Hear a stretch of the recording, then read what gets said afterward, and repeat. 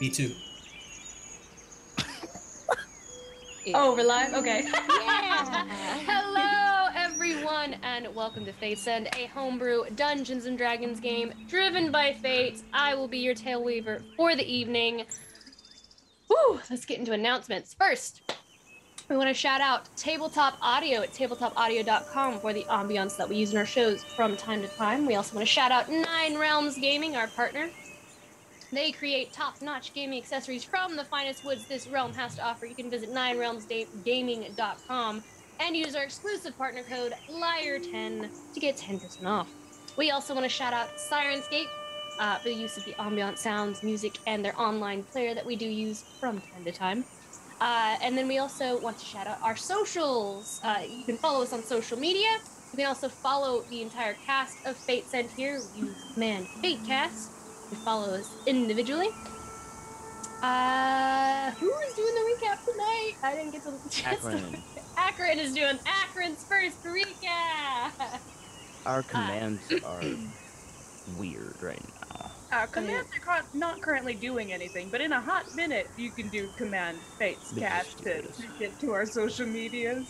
That's probably because the situation that we got going on right now. It's okay. The situation himself is here. We'll fix it. Let's go to recap. Oh, that being said, the time has come. Let's draw our cards for tonight's episode of Fate's End. Hi there. They call me Akron. Things were pretty boring around the Orchid before a queen and her merry band of adventurers showed up. Come, take a seat, and let me tell you what happened last time on Fate's End. The undead were all around us, closing in, my armor disconnected from the magic of the Feywilds. Even still, I stand in the breach. The other human, what's his name, Ludin, with eyes like a hawk, never misses his mark. Even the queen herself isn't afraid to get her hands dirty. And just as the rotting corpses surround us... Coming forth from this ground, it's kind of like a, Aurora Borealis, but like down coming from the earth, and it's in these brilliant sunset colors, the eternal sunset down here on the ground. And essentially what that means is that I can make a wall up to 60 feet long that's really wiggly, like I can wiggle it to go around stuff, that bursts forward with heat as she just draws her hands up and is floating with the Studio Ghibli hair just kind of floating there, maintaining that aurora of fire. It was beautiful and deadly, something many of these people have in common. And just like that, the fight was over. But it quickly became clear that we weren't alone, and still very much in danger. As you all clean the ooze from the fungi from your blades, brushing your clothes, wiping the dirt from your brows, and you're arguing about whether or not to identify this amulet and desecrate these bodies. And you see them, they're all lying around. You see some with a very fine cloak. I know that your your passive perception is the highest. You see, one wearing a very fine cloak over its shoulders. You see another one that's kind of like laying on the ground, and there is a set of like pipes, like a flute pipe, just hanging around its neck, and it's just laying on the floor. But you're also the first to notice how very, very quiet it has become. No. It almost feels a little colder. We gotta go. We gotta go now. Let's go. Why? What is it? It's cold. There's some wrong. I don't like it. Let's go. Okay. All right. And Ludin's walking. I don't like it. Do you need a jacket? No, come on. Who's holding the key? Who are holding keys right now? Trapped, with keys in hand, a very old, very ancient, very powerful fae, the kind you should never ever cross paths with, revealed herself. She offered safe passage for us and everyone we were to take to the Feywilds. But of course, it came at a price. My deal is simple, a token small, and I only wish it from one of you, not all. If she's rhyming, that's extra bad. I want an eye. Just one eye, but not just any eye. One of your eyes. I want an eye from inside your head, from which you can see your tricks or your death.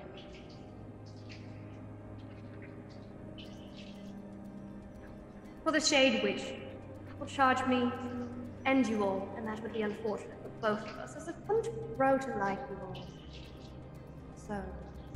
The group took their time and deliberated on what to do, because if you know Fae deals, they're never all they appear to be. It was decided that the archer would get his eyes. But the queen, well, the queen had made her own decision. You, the eye of a queen. My, this is a surprise.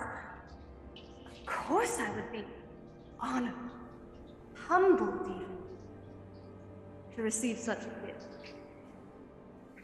I'm surprised and excited. Yes, I would gladly take your hand. Luden will look at Prey. Like, no. He's maintaining eye contact. She has already offered. She leaps down from the branches and begins to walk towards you very slowly, but like with her hands just kind of interlocking together as she does so. And you take the rose. And this rose is yellow. It's a yellow rose, and like the edges of it are just lined in like red and orange. And Luden, as you kind of watch this happen, you look over at Praeria and you watch as one of her eyes just completely glazes over, like milky white for a moment, until it, and like Praeria, you feel this. You feel like this kind of numbing sensation in your eye. The walk home was a quiet one. No one dared question the queen's decision, even if not everyone agreed with it. I did overhear Luden and Esperise having a very intimate conversation, however. Look, 45 minutes is a day, right? Even if you just round up for the hours, 24 hours, that's almost a month every single day in the Feywild. There's no way I last a year. I don't think that my time is not important, don't get me wrong. But in the grand scheme of things, Esperise, you need to think about not watching your family or your close ones die over and over and over again. You are the only one out of the 4 people that I think of as family that can do that.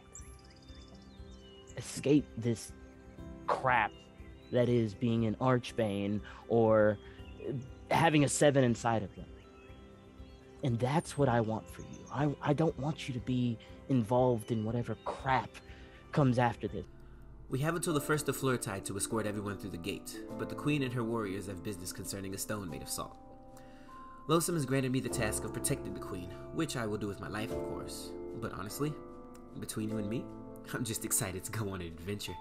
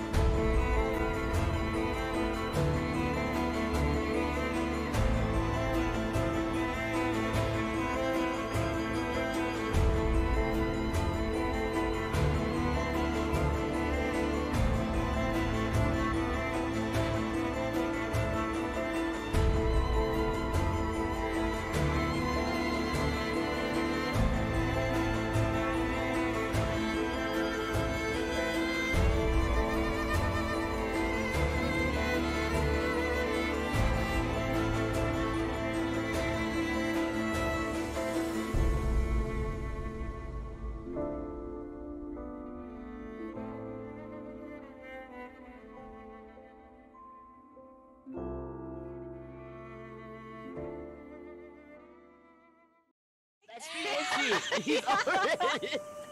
We're back. Luna's voice gets deeper. His voice finally drops. Oh wow! Oh my Thanks, god. guys. Dude, this I'll turn on my own voice mod. Apparently. Fine. We're good and fine. Jeez. I This hate back will everything. Hey guys. So, here we are, everyone. Alright, let's jump back in. We continue our tale. We jump back in. You're about to teleport to Saltstone. You all hold hands in the most friendliest of ways. I don't know. And as you do in this circle, you watch as Losum begins to speak in Sylvan, a very ancient Sylvan tongue. And these vines begin to crawl up around you, circling you, weaving together like almost like a basket, and just kind of enclosing you, and you just immediately like dissipate. And it feels as if your entire being is being compressed into an intestinal like dot. And then there's this release as you you take in that big breath and you inhale. And you find yourselves out in an open field. I'm gonna switch over here. That sucks every time. Oh. Are you alright? Yeah, I guess. Ugh. Canary just like shaking her ears. I recognize this field. I think. The warmth of spring, of course, bustling all around you in the open farmland. Some individuals can be seen traveling the well-trodden path splitting ahead, one toward the surrounding town and the Grand Keep that you'd all seen most of you had all seen a few months ago. And in the distance, sitting steadfast on the shores of the Carvassian Sea, you see the dark granite stone, streaks of white. That white salt is kind of caked to the side of the walls, dipping parallel waves. You see two tall towers that stand on the front and the right backside of the building. And the vines that were long dead from winter have sprung back into life. You see forget-me-nots trickling down the sides of the brick. The glass greenhouse, you remember, just within the walls, kind of pokes out above ever so slightly from the walls of the keep. However, it doesn't seem to be reflecting the sun off of it anymore, and the building seems dark and cold now. You see two guards up by the main gate in this distance. Wow, is that it? That must be it, right? That looks like salt. I mean, yeah, we've been here before. Remember? I know it was a long time ago. Yeah, it was really long ago. I'm seeing it through different eyes now. Yeah. Sure. Okay, let's go. Let's go see it. Before we, do you have some sort of identification or paperwork that we could show to the guards that says we have right to be here, or? Yeah. I have this rock. Arun gave it to me. Oh, I have the rock. Actually from the. You do? Get a circle. Oh, yeah, you can have it. Remember it? Because I needed to make the circle. Oh, okay. Well, we've got this rock. Yeah. Let's go show it to them. Maybe they'll recognize it. So you all approach the first two set of guards up by the main gate that lead into the building, and of course you are immediately stopped. Like, oh right, this is not public property. Oh yeah, we know. We live here now. Right, of course you live here. Right, just turn around and be on your way. No, really. Then he faints. And he blinks out of existence. How could this happen? Send you to the. No, I'm just kidding. That was me turning around and telling you to go away, and now I've turned back around. You still haven't left yet? Well, follow me. No, look, we have this rock. Show them the rock. Turns out you actually like work for us, you know? Kind of. He kind of looks down at it and he goes, and he looks at the other guard. He's like, oh, apologies, Lord Thorn. We were told that you would be arriving. You just wasn't expecting you or didn't know what you looked like. Apologies. And he kind of like straightens his armor and just kind of like stands up a little taller. I mean, do you know what my dad looks like? Because everybody else apparently does. You know, makes the connection. If you will just give me a moment so that I can announce. All right. And he will just kind of like look at you for a second. And wait. What am I doing? But it takes a second, but with your passive insight, you gather he's waiting for you to dismiss him and give him like the okay for him to go announce your. Oh, so this is very much a character because Finn stares at him. He's like, did you need something? Would it be all right if I went and announced your presence, Lord? Oh, yeah. I mean, if you want to, sure. Right. And then he just kind of like turns around and he looks a little bit like irritated. And he walks in, and within a few moments that he does return and he like opens the door for you all to enter. We enter. Come on, guys. Yeah, let's go. Doorman. As you all enter.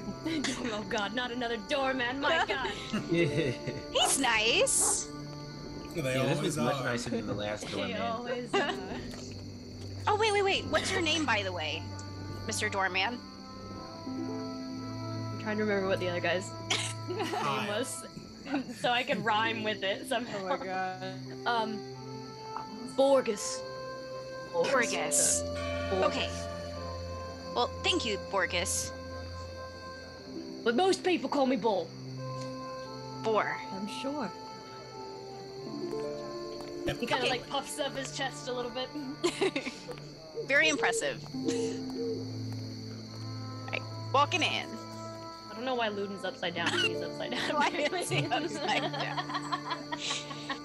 You all enter, and as you enter, some of the servants just kind of like come out from the side quarter room to the left, and they kind of like bow at you. You look up and you see on one of the balconies, or like not in the balconies, but like over in the courtyard, with folded arms, half moon spectacles, the half orc that most of you all know. He's just glaring at you all, and he turns and he walks away back into the room behind the courtyard. He seems upset. Why do you think that is? Who, Grun? Yeah. I mean, I don't know. I guess he would still be upset at us, but I thought maybe it would have been a little better by now. Yeah. Akron, you wouldn't know any of this, but we used to have a friend. His name was Urimir. I mean, I guess he's still our friend, but he and Grun did not quite get along. They didn't exactly see eye to eye on some decision-making things. And for that reason, Grun hates us. Sorry to hear that. But I'm sure we can, like, wrap things up here. You know, maybe he'll grow to like us more. Does Grun hate me? I don't know him, so I doubt he knows you either. Yeah, I figured that as well. Give us some wine. I bet that would work.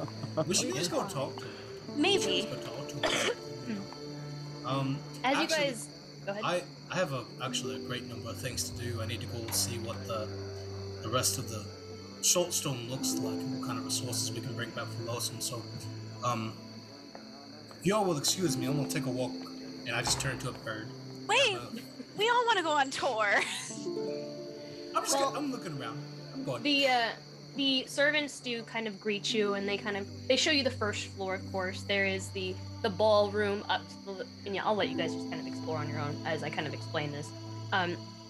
There is a ballroom up to the left, and you see like this grand fireplace with 3 large chandeliers hanging down from the ceiling, and just these standing candelabra all throughout the room, and this massive, huge rug with a variety of like patterns of like lavender and amethyst in this ballroom. And then you see this open. What? I was just gonna say I can't move. You can't move. I can't even get the forge to work at all, so I need a word picture. Oh, there we go. Or no, never mind. But now, can you move I think now? it's just really slow. It's just really slow. I think so. If I open the forge, I can't have Zoom open at the same time. So I'm going Zoom. Important. There is an open courtyard right in front of you all. It's just open air, and it leads up all the way to the sky. And there's like a fountain with a variety of like hollyberry tree like bushes in there. And then in the further back, you see this massive like great hall with a fireplace and like long tables. They're all like hand carved and very beautiful, worn in table legs that kind of like wave almost like water. And then, you know, there's the kitchens, and then there's the servant quarters, the variety of beds that you see up past the great hall to the top right. There's this training ground, and you see dummies and archery sets, and like a pile of wood that would, you know, be used to keep the kitchens nice and toasty warm. And then the servants then lead you up to the second floor, and she, like, the girl kind of turns to you and says, Master Thorn has a room to himself, but the rest of you will have to share a room. 2 rooms, so I can show you those rooms if you like. Who shall we begin with? She said the rest of us will have to share a room? Yeah, so 2 to a room, except Finn gets his own room. Nope. The Lord of Saltstone over here now. Newton and I will be sharing a room. Okay. I'm sharing a room with Esperise. Okay. Yes, thank you very much for showing us that. Are there really not enough rooms in this big place for everybody to get their own?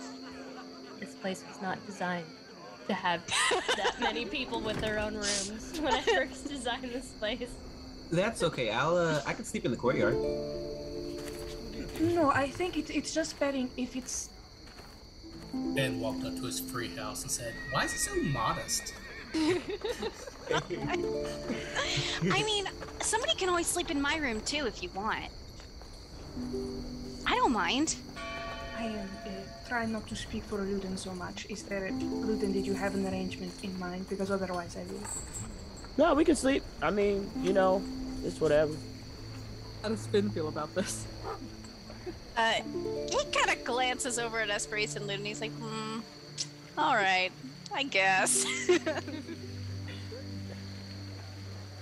It doesn't matter to me where I sleep. I'm a bird. Samson is a bird. I'm not. Well, my room is open to anyone who wants to sleep in there with me. So,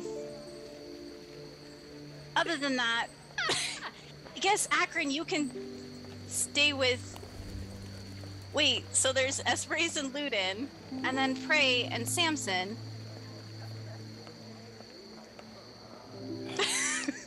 Oh, well, I guess that... Akron is outside like the dog, I suppose. Oh, Akron, you don't have to stay outside. You can stay in my room with me if you want. Okay. well, I wanted to do something with you tomorrow morning, Finn, anyway. Why don't I stay in your room? This is more complicated than I thought it would be. I'll just stay in your room, Finn. In my... Oh, I mean, if you want to. I mean, that's a thing you could do, too. So I'm getting my own room. No, you have to stay with Akron. Are you alright with that? Akron's sleeping in the courtyard, though. But it's outside, Akron. Are you sure? You might get sick. I can literally sleep wherever. The servant kind of like looks at you and is like, if you prefer to sleep outside, I wouldn't sleep in the courtyard. We actually have the roof is actually our botanical garden. Oh, that sounds great for you. Oh, yeah, that'd be lovely, actually. You're like a tree, so you should be. You're like a tree. I am a man under all of this moss and leaves, okay? A human man. He has feelings. I have feelings. It's not just all photosynthesis over here.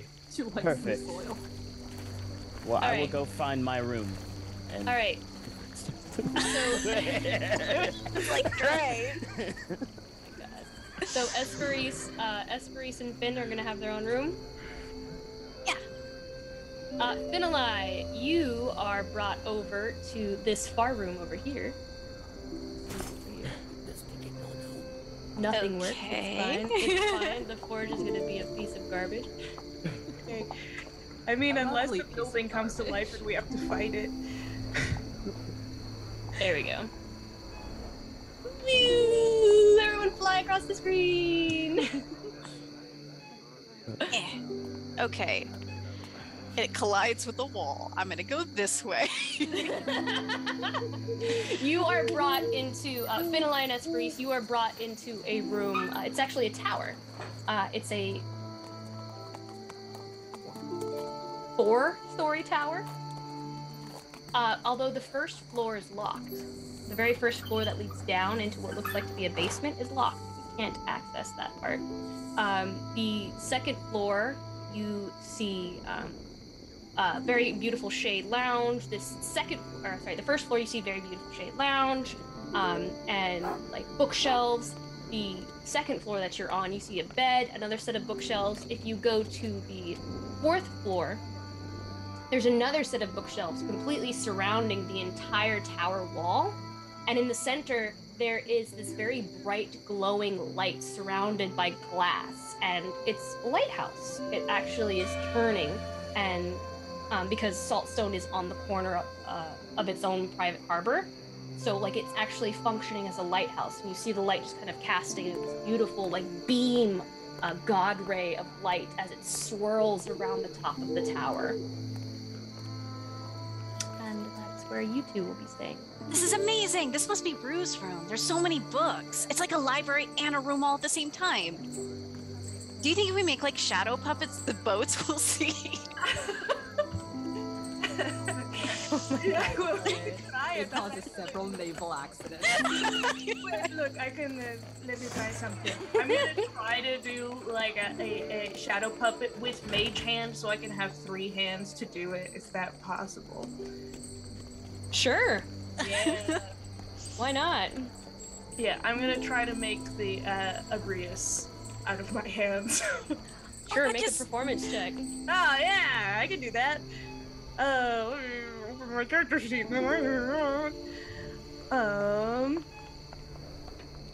Is the attendant still with us? Yes.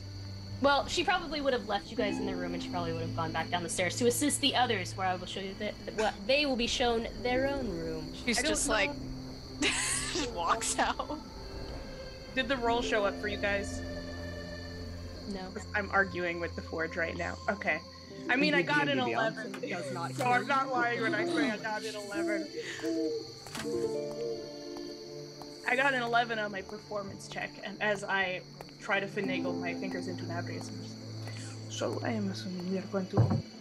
It looks more like a vampire bunny.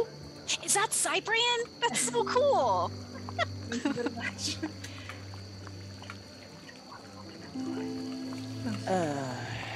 What? I don't want to be close because this is like your house, okay? Right. Wait. Should I? No, you don't have to. I just assumed that would be something that you wanted to do. No, we should totally go in there and see what's in it. I mean, this is my house after all. I am like Master Thorn, so. Love you. While everybody else is finding their room, we're gonna try to break into the space. Heck yeah, we are. All right. We'll come back to you guys in a second. Let's see. Who else is who's staying together? Prey and Samson are, but Samson's a bird. All right, Prey and Samson, you guys will be staying in this room over here. You, the servant opens the door, and you see this very beautiful room that opens up. There's a balcony that opens up, and you can actually oversee the entire like ocean and the deck and the harbor. And the sun has finally dipped beneath the waves, and the stars have begun to come out. But you see this beautiful, Samson's not there yet, but like, you see this area. Beautiful like writing desks with a variety of like parchment papers, beautiful quills. You can actually see where the open doors, the double doors, there's this kind of like beautiful kind of gauzy curtain material that you could leave the doors open, but it would still offer some privacy from the outside. And then of course the bed, very large king-size bed, bookshelves in here as well as an armoire. You see a rug, and then it looks to be what used to be an altar in the very bottom of the room that is no longer being used.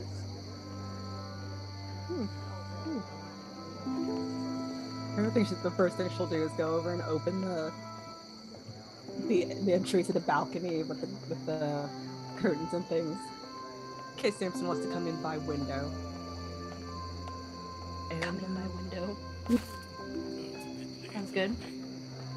Samson, like as you're circling the building, you would definitely see Prearia come out onto the balcony. I mean, like most of the time when I'm bird form, I'm just looking for dramatic entry points for any purposes in all of the buildings. So this definitely catches my eye. Wonderful. Also, Esperis's big, stupid vampire rabbit shine Batman like across the clouds. There's heavy judgment from the birds, like at this stupid plan. Let's make Samson. So we make Samson, we make like a really upset looking guy with one horn. Oh, I was just gonna do this for his bird form, like, Yeah, I thought you were gonna be like an angry bird. look, I'm Samson. I'm flying away because I don't want to be with anyone. I think he's just having an emotional moment. Yes, an emotional moment every moment. He did the same thing when we saw Zemlin. I wonder what's up with him. That's not the kind of thing that I want to guess about. But I can convert a very large hat. Do we want to try to do that? Yes. All right. The ships outside are just like a bee pattern. They don't know what they're being told to do. All right. Ludin, I guess you can get your own tower over here. I thought I was staying with Lynn. No, you're staying on the roof. Oh yeah, that's right. Yeah, I got the roof to myself. You're right. And you got the roof. There actually is an extra bedroom. If anybody wants it, doesn't want to share. This house is sufficiently big. Well, one group is definitely gonna have to share, but yeah, you are all. We'll say Prey gets the fancy room and Samson gets the not fancy, the guest room. I do want to know. So when we looked at the plants, there was like a dungeon. You guys don't know about that yet. Oh, so we do. Never mind. That's about to. I was like, that's where I'm asleep. But okay, if I don't know about it yet. We This have tower beautifully appointed guest chambers, and you guys want to sleep outside. Dungeon. I want to sleep in the cell. Are you Lock me in surprised? there. It's looted. I have Lock to. me in the cell with the poop bucket. I want to poop in a bucket. I have to Hawkeye some arrows down there, y'all. What's like? Come on. You have to sleep there. I'm sure you have a perfectly reputable Fletcher. I don't. I like. Well, I like the dungeon. Whenever Akron gets to the botanical the roof garden or whatever, I feel like he'll like spruce it up with like he'll use like plant growth and like I don't know, his little version of tiny hut to make like little plant chairs and plant tables and little, you know, made out of like leaves and vines and stuff. Make it a little more homey.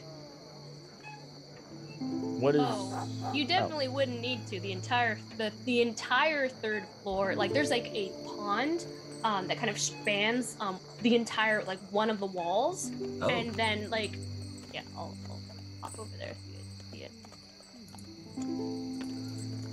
I thought it was like a really nice greenhouse. Honestly. Oh, I mean, there's like it's just overflowing with greenery. Oh yeah.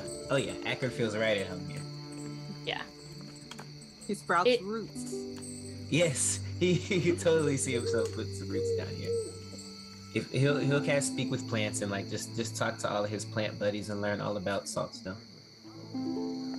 Yeah, there's actually a very beautiful kind of like gazebo that kind of domes up, and it has this filigree that kind of wires around the top, and it's of course covered with flowers and vines. There are stone benches surrounding that inner courtyard that looks down into the second the second floor and back on the first floor. If you kind of like lean over, and then there's this kind of like koi fish pond that you can kind of see on this wall. Along this wall over here. Or just going absolutely bonkers. Yeah, the picture is flipping out a little. Yeah. What? Oh, yeah. The picture's flickering. It's There's like... a rave going on in here. Tiny hut looks like it just goes. We're gonna need a warning on this episode. That's why the guards were turning us away, because they were in here raving. Who am I missing? Ain't no master. Oh shit, the box is back. Put the stuff away. Put the stuff away. There it is. There you go. All right. And that is Saltstone, as you guys are kind of introduced to it. Oh, of course. And then on the second floor, I forgot to mention the library. There is a library. Another library? Wow. There is a library, and you can kind of see. If you go, like, entering into it, there is a massive glass dome that just allows all the natural sunlight and starlight and moonlight into this space. Just this massive dome. And then you can see there are tons of bookshelves. It's probably the largest private library you guys have ever seen. There are probably like 4 rows? 3 rows. Yeah, there are 3 rows of books, and there's a bear rug with a set of chairs to kind of sit and recline while you read. It's a very nice library. This is the coolest place ever. So this whole roof up here is mine. Now that I'm actually looking at it. Yes, that whole roof is yours. Dope. I like it here. Do I just have, is my tower as small as this is? Your tower is 3 stories, I want to say. Oh, dang, I got, okay. The 3rd story, your bed has a bed. The 3rd story has a bed, and then there's also a balcony that kind of leads out from it as well. I don't know if you saw that on the 3rd floor. Cool. But there's a bed on the 3rd floor, and then the 1st floor, there's nothing. There's a ladder, but there's nothing else in that room. It's not being utilized at the moment. Okay. Well, I wanna definitely do my my eagle eye view to see what I can see over this water and stuff like that, and just start planning on how to defend this place when we are inevitably attacked.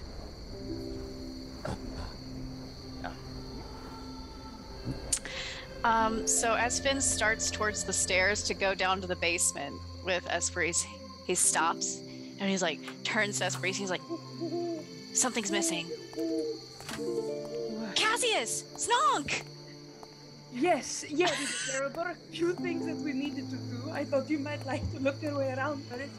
I don't know if you guys organize with them then exactly how they are going to be arriving here in the Vardo transportation.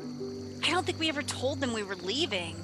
We probably need to do that. They're probably wondering where we are. They're probably really worried about us. That's a reasonable thought.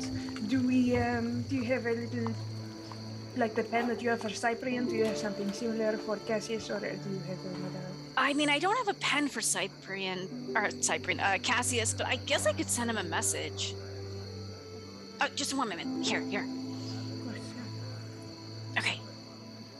Hi, Cassius! This is Finn. I hope you two are having fun. We forgot to tell you. You have I'm like trying to count out 9 words left. Oof. We're in Saltstone. Meet us here. Did you Please. tell him to bring the Bardo and Snonk? And... Oh no! Wait. I need to send another. Before he's able to return to respond to your message, he's like in the middle of saying, "Oh, and then he starts going again." That's how all messages from Finn are. Wait. Oh, okay. That's all his reply is. Okay. So. We need you to pick up the Vardo with Snonk. It's Adoretes? I think? Thank you. Okay. I think he's... It takes a second. It takes about... I don't know if there's a time limit on how long you get to respond, but it takes probably, I would say, like maybe 5 minutes before you get a response back. And he's not replying, Esther. He's like, hope he got my message. You hear his voice and you immediately get the impression that he seems like a little flustered. and he goes, yes, and I can do that for you. That was really fast. I wasn't expecting to have to travel this quick. No more sending less. Well, I'm sure that he's not coming this evening. We can send another message in the morning. He got my message, I think. He did reply. He wasn't expecting to leave so soon, but I think someone's coming with him, right? I would assume so, but you might want to invite them in the morning. Again, just a moment. I'm gonna just message all of our companions in the building, like, hey, we just sent a message to our good buddy Cassius. I'm just gonna point at various sections and send messages into people's heads of, hey, Cassius is gonna be coming with the Vardo and Snock and Volpa. It's something that's arranged. More details as we discover more. Samson, you don't get it because I don't know where you are, so I can't send you a message. Yes, excellent. We can get that done. All right. I also have to send a letter to Cyprian, too. Won't we open the basement another time? No, I still want to do it. You go to open the basement door? Yeah, let's do that first. All right, give me a dexterity save. Okay. Wait. This is cool. Everything's fine. Can I give advantage or something? No. Can we both do it? You just walk right up. You didn't check for anything. Yeah, You but just she has walk magic right eyes. up. I got my magic eyes. Does that work? Reach for the door. Are you telling me that you tried to open it before Finn? Oh, did Finn do it? Okay, I thought we both needed to roll it. Oh, you do. It's an AoE. Laura's just saying, did you touch the knob or did Finn touch the knob? I don't think so. You just said roll a save, so I rolled it. Roll me a dex save. I got a 14. Okay. Am I also rolling? Yes. Okay. Did it roll for me on Forge because I can't see it? It's not. It says you got a 4. Oh, sick. Perfect. Great. Well, if you want me to roll on, I didn't know if Forge was working at this point. Should I re-roll? I was rolling on D&D Beyond, if that. That's what I was rolling too. Yeah. Yeah. Okay, so what did you? appeared in the forge. What did you roll, Deanna? Apparently a 4.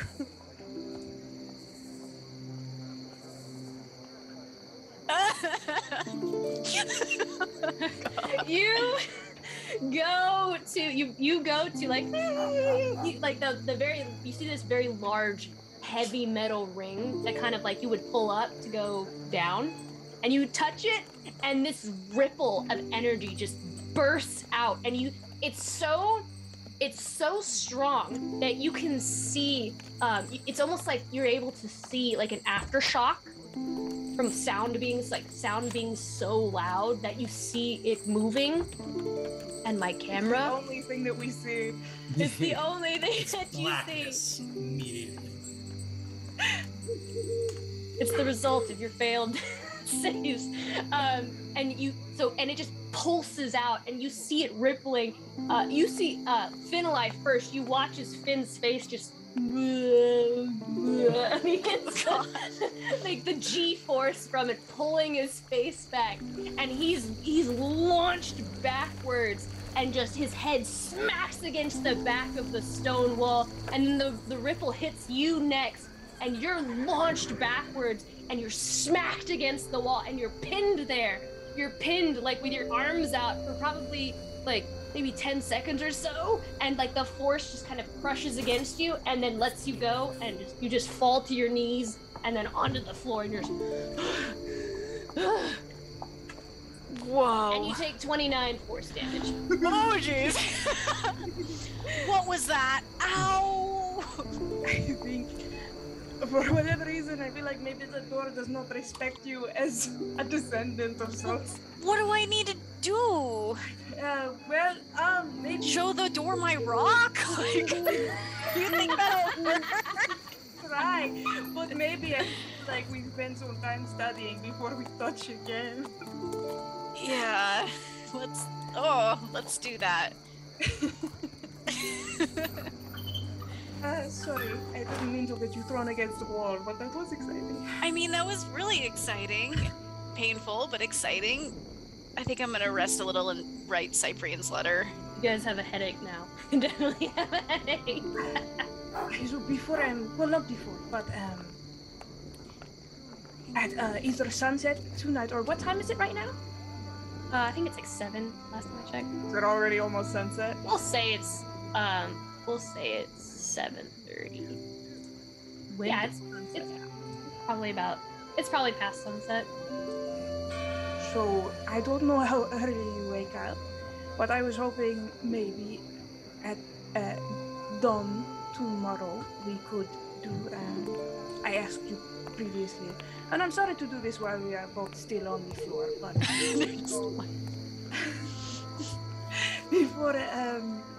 before you go write your letter to Cyprian, because there's some things I need to prepare before we do this.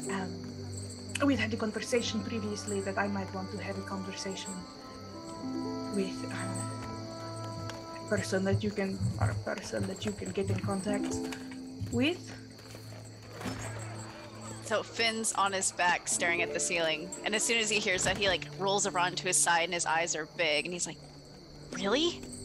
You still want to do that? Yes, I do. I mean, we could do it now. Do you want to wait that long? I could call it now. No. I wanted to prepare something first, if that's okay. Sure. Yeah, I'm totally down. I can wake up anytime you need me to do that. Dawn is fine. I'm going to I mean, I don't know if Levi's a dawn person. He usually shows up at night, but it'll be okay. I don't know if gods sleep. The dawn is good. I'll wake you up for it if it's okay, and I will have everything ready. He did like sunset. Now that I mentioned, yeah, no, I'll wake up whenever. We can do that. Okay, I will start getting that ready here. I'll just Is there like a space where there's like an area of floor that's relatively clear, either in this tower or that's out of the way in the main area? Like, where I can do the thing. I talked about this with you like a while ago. Do you remember I'm trying to think of where you could do this. You could do it on the first floor. Okay. Of this tower. Okay. There's the first floor, there's just a table in the middle of the room, like a small like end table that you could move off to the side. You could use the floor, and then there's just some bookshelves around it. There's nothing else in the room. You wanted to do it there. Heads up to write his letter, you just hear Esperis like pushing a table across the floor and getting started on something down there. curious. All right. Can I whip out my quill and write my thing real quick? Yes, you may. Done. All right. Write to Cyprian. Okay, here we go. Dear Cyprian. Oh, God, my head hurts. Sorry it has been a while since you last heard from me. So much has happened since I last wrote to you. We had to drop by the filigree orchard while in Dawn's Rise, and we fought an Abrius. Do you know what those are? Well, I can tell you all about it when you see you again. We have a lot to catch up on, and not just about the Abrius. Speaking of seeing you again, I hope it's soon. We made it all the way to Saltstone, and I should probably tell you, well, you remember when you suggested you go talk to the Banshee of Hell? Well, we did that. I mean Zemlin, and she's going to be here with Cassius, with us. She and Cassius recognize each other, and they've been attached at the hip ever since. So that'll be something we might have to sort out once you get here, but I'm sure it'll be all right. Be safe getting here, and maybe send me a message before you knock on the door, just so I can let everyone know. Your friend, Finn. I love Daniel's face. I don't know.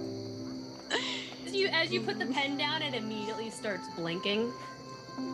And a message is being written back. Oh, he's writing! Okay. Yes, Deanna? No, I mean, just an important character building question. Does Finn sign his name with a little heart above the I when he writes these letters? He signs with a star. Okay, perfect. He writes really fast. It takes a second, and you just kind of sit there waiting, and it's just blinking, and then it stops, and it's just like glowing, and then you put the paper down, and the quill immediately flies up and begins writing. The first word you see on all caps is shit. Are you kidding me? No, I don't. I don't think I should have mentioned Zemlin. Oops. That's the first line. Can I write back? No, right? Is he still writing? Yeah, it's still writing. It's still okay. Writing. Okay. It says shit. What the hell? Don't tell them I'm coming. This is so good. I'll let you know when I'm there. Don't tell them I'm coming. Don't tell her I'm coming. Right, done. Oops. He's like, I'm effing serious, Finn. Don't tell them I'm coming. When I say them, I mean risen. Underline, underline, underline, underline. Got it! Finn with a star. I do. Yeah, Finn with a star. He's like, they're going to be so angry at me again. Ugh, okay. It'll be fine. It'll totally be fine. She already knows. She doesn't hate him as much. Well.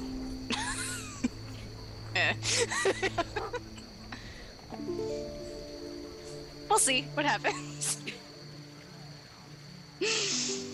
All right. The rest of you settle down. Eventually, putting your belongings where they need to go.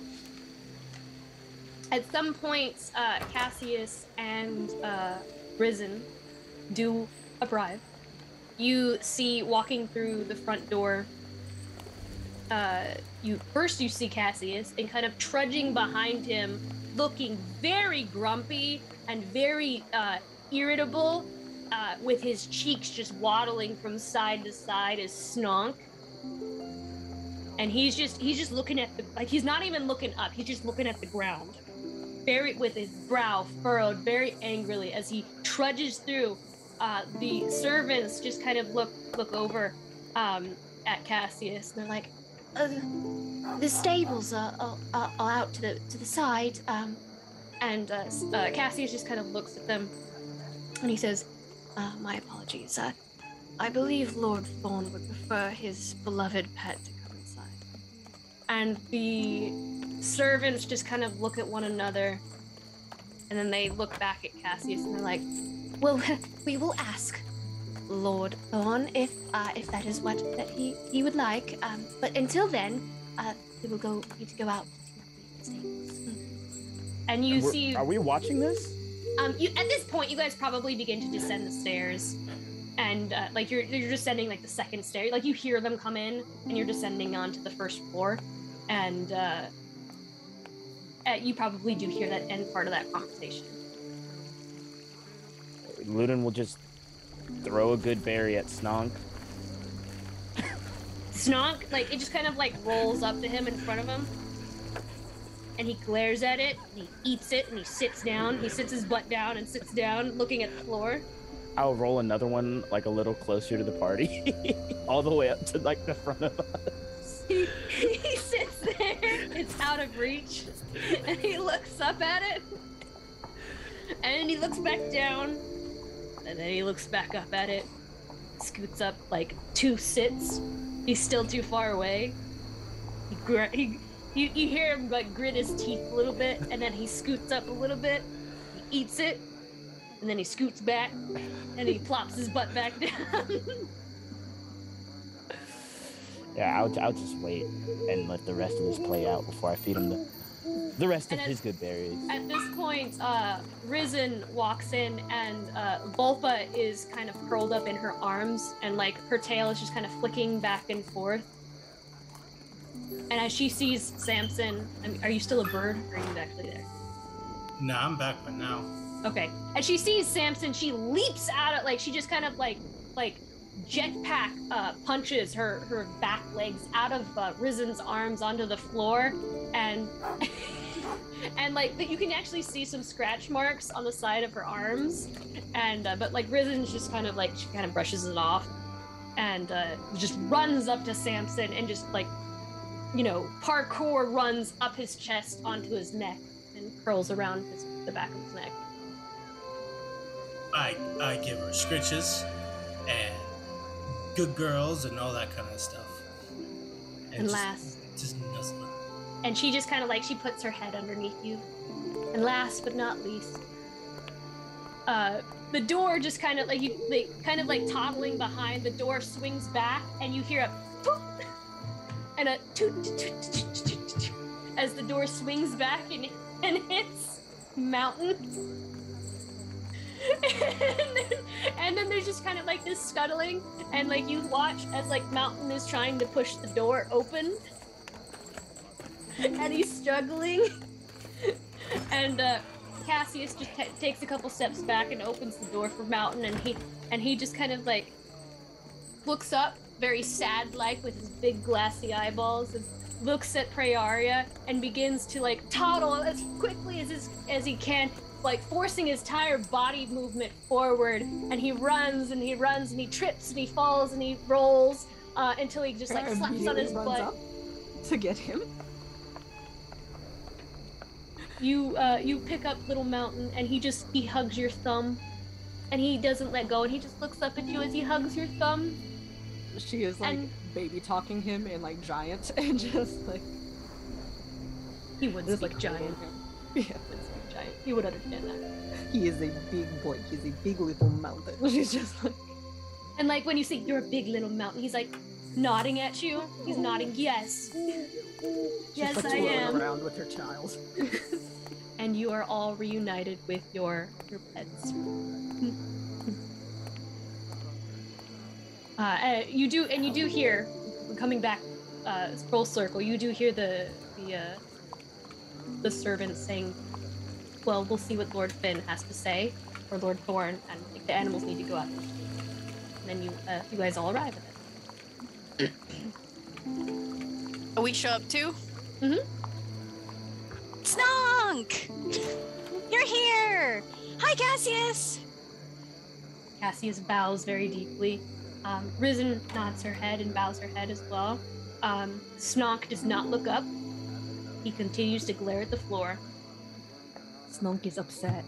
Oh, what's wrong, Snonk? Berries leave Snonk for a long time. Make Snonk angry. Snonk get hungry. I mean, I had to leave for a little while because we had to go to the filigree orchard, and we didn't want to take you. It might be unsafe. Sometimes that has to happen, Snog. Berries leave Snog a long time. Oh, I'm sorry. Here, I'll make it up to you. Anything. What do you want? Berries.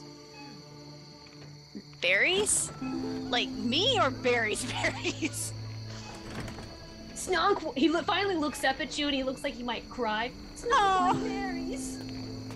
Okay. And he pushes his little wet nose against your hand. Oh. And your face. He's like, Snog want berries.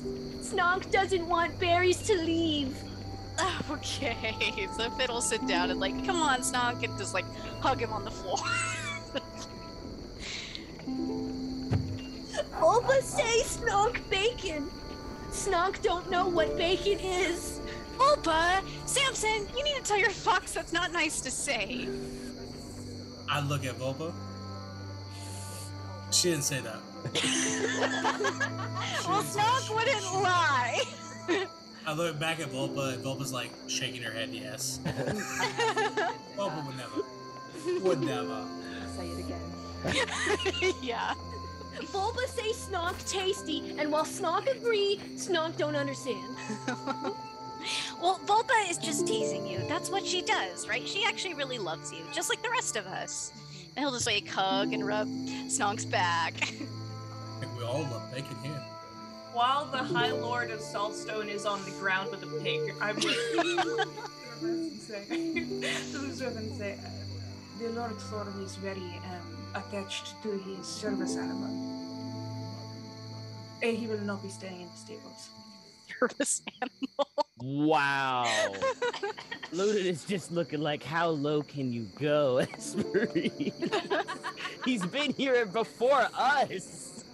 He's a She gets kind of wide-eyed when you say this to her, and she just kind of like bows, like puts her head down and just kind of like holds her hands together, like almost like a sign of submission that she's like getting back in her place.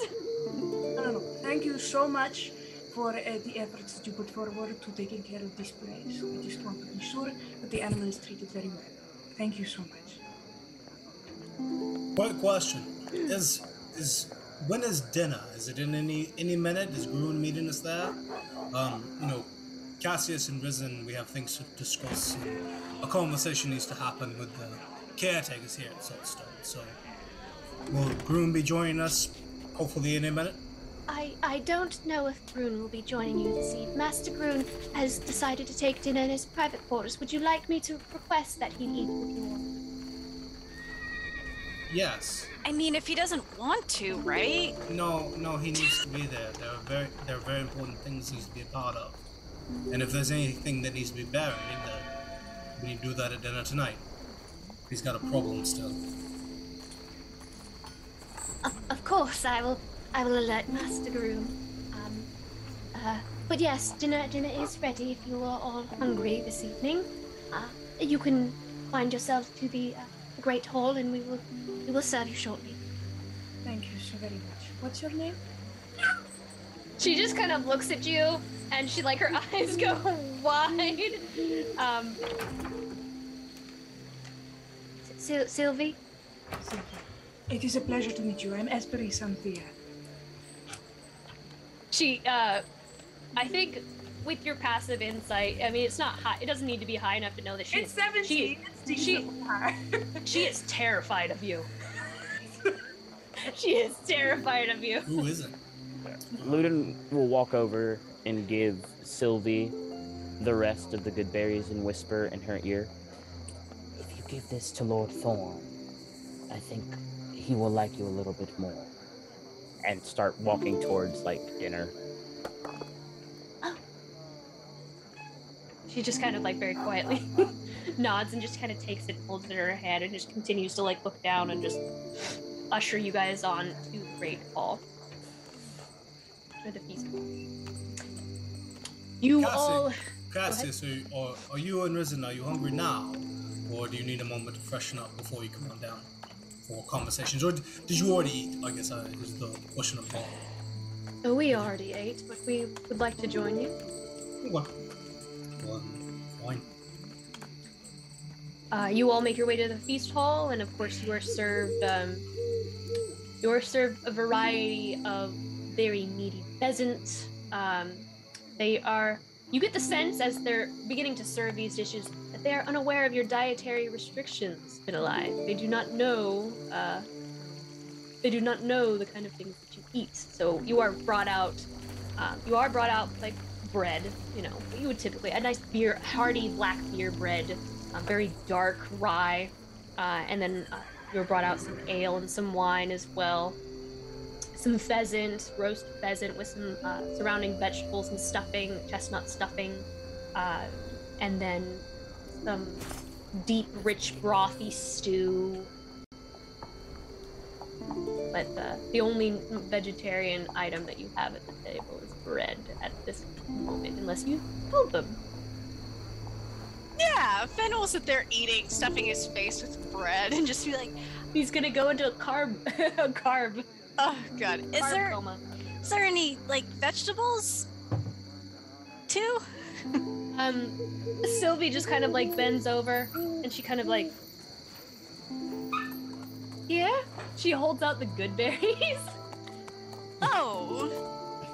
Yeah, those are nice. Are those ludens? He's just gonna keep eating. They look like ludens. Okay, he'll confused like this should work. Why is it not working? He'll take them, be like, thanks. There's also some vegetables surrounding the pheasant as well. There's the fresh root vegetables from the garden. Do you not like pheasant? I can fetch some clams or some mussels. Or... I mean, I can just eat the veggies off the plate. I just don't really eat meat, but it's fine. It's fine. Would you like some fresh quinoa? I don't know what that is. Say quinoa again, Lauren. Quinoa? But if it doesn't come off an animal, sure. Just take the fork and start taking the veggies out from away from the pheasant. Oh, this is good. Yeah, really good. Very awkward.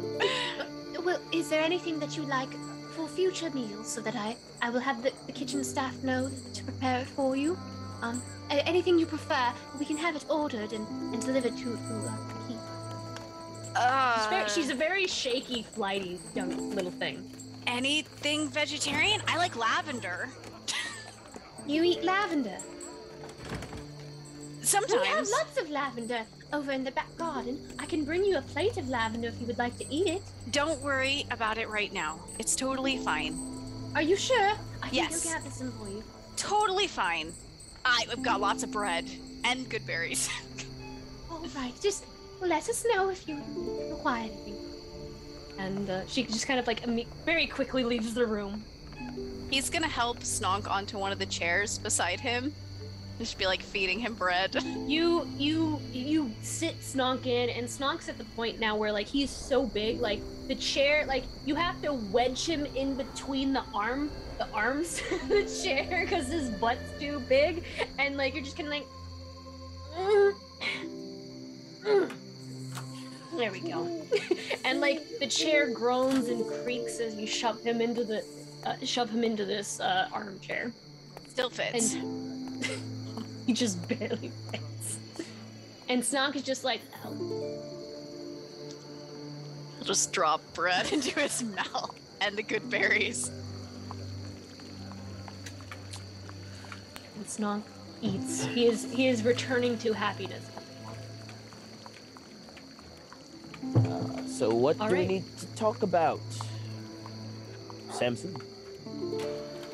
When Bruin arrives, we need to discuss the plans for Cassius and for our own accommodations, about what he needs to do while we are indisposed in the wild. And then probably find out why he hates us. I mean, since he is Mr. G and all that, why he was hiding that kind of information from Tredillion, and why he wouldn't be interested in sharing that with Revenue's Chosen. Would So someone for- who was not Samson like to bring up that part of the conversation? I was just gonna ask him why there was such a big stick up his ass, but like, I mean, if someone else wants to do it, that's okay. Well, if he hates all of you, I could talk to him. He doesn't. Does he hate me? I didn't. I think it's just the three who were in La Cambria at the time of the incident that he has some grudge against for whatever reason. I was there.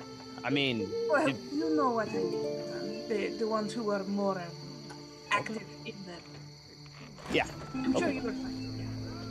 Oh, you said it's fine. Groon will enter when you are ready, unless you have things to discuss. Esper's really like the people who were relevant at the time. I wasn't relevant at the time either. It's cool. Luden, you should talk to him. You're pretty good at talking to people. Who even is this guy? You convinced Semlin. You can do it. He's going to hate us forever. Bruin needs to get over whatever is going on with himself, but I'm sure he has lots of reasons, and maybe sure he he's just wants to hear it. Maybe he's still breathing. Maybe he just wants an apology. I don't know. Mm. We can find out. Okay. Eventually, Groon does come into the room. He doesn't look happy about. He looks very broody, more so than Luden, which is interesting for you all to see. This guy's pissed. They're sitting across from each other and they're looking at their plates and their eyes meet and then they go back to their plates. He sits as far away from you all as possible, but close enough that he can hear you all. And he does glare at Finn, Samson, and Prearia as he sits down. We just got raided, by the way, real quick. Oh, did we? Oh, Thank you for but the I raided. Raiders. Who raid us? Chilled Air. Thank you, Chilled Air, for the raid. Just in time for an awkward dinner. Dinner party. I know I say it is a little bit of a joke, but does he watch the grounds here? Is he a keeper of knowledge of some kind? Who is this man? Who, Groon? Yes. Groon is the steward of Saltstone. He's the one who's been in charge since Revenant passed. Thank you so much. Luden will be in the strange position of being like another neutral party in this. He's like, "Hi," from across the table. He looks at you. His face softens just a hair, and he's like, "Hello." How are you? Adequate. Hey, it could be worse, I guess. Not sure. Luden looks to Esperise for help, like, like he's done everything that he needed to do to like try and start a conversation this is cordially. The full extent of Luden's prowess. Well, welcome, Master Groom. We're so thankful you were obliged to join us for dinner this evening. I've had a look around the grounds, just trying to get a sense of the place, and it is magnificently done. The place you keep here is neat and orderly and well thought out. I admire it a great deal. Harry just like looks at the side of his head. Wait, the side of Samson's head? Yes. Make a persuasion check, Samson. That's the nicest you've ever been to my NPCs. Persuasion check. What you mean, deception? Is it deception? It's the same either way. 14. He kind of like looks up, leans back in his chair a little bit. Thank you. We are. Pretty stunning. Finn Lythorn and myself had the pleasure of touring the Lord's rooms earlier today, and it's absolutely beautiful. I wasn't in charge of decorating architecture, revenue. Oh, what were you in charge of?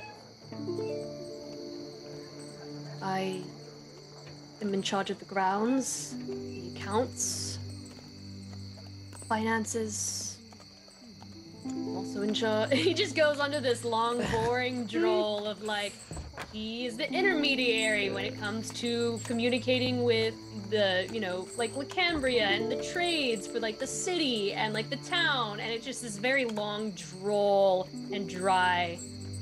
But he just kind of sits back and he is just eating and drinking as he goes on, and then he eventually stops and just looks at you all.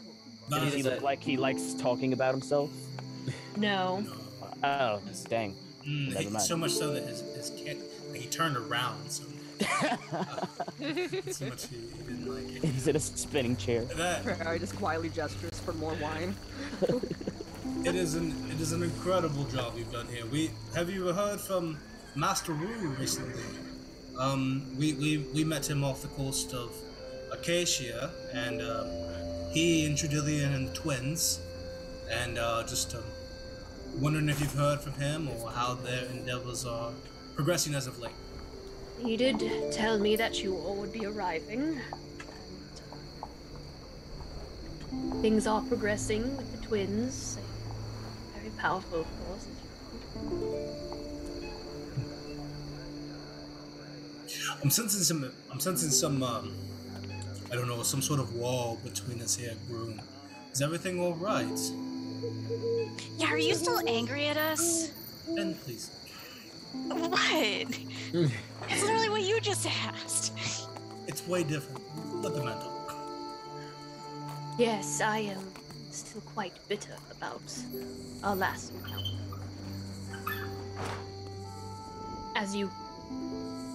It's very difficult for me to move on after the decisions your group made. Although it seems you've gained quite a few additional individuals. I bear them no ill will, of course, as they were not involved, but I can't help but feel that you all are responsible for her death. Had you not asked her not to come, she would still be alive. If you hadn't asked her to go to that meeting with that monster, that creature that was overtaken with gods, she'd still be here. And it's not something I've been able to forgive.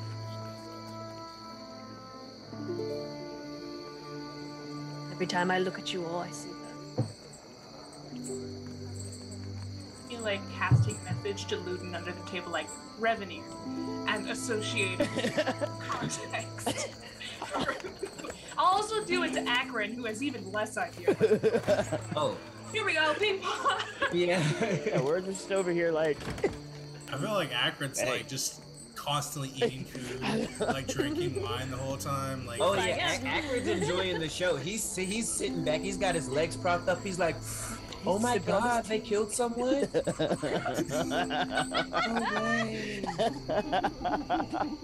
Tell me more, please. What else happened? And he's just catching up on it. Avriel is here too, and he's very quiet. Yeah, where the? I thought about this earlier. Where the fuck is Avriel? I just remembered. Hey, I'm managing like 8 No, it's not your fault. I forgot him too. Can Freyari and Samson share a room so Avriel can have his own room or something? Yes, Avriel has his own room, but like yes, Avriel is just sitting next to Akron, and he's just kind of like leaning next to him, and like there's a whisper every now and then, like when they're walking up. It's like. Well, that is fair. That is fair, Groom. yes, not a day goes by that we don't regret many of the mistakes that we have made, and if that were one we could take back, it would be at least top 3 on the list, if not number 1.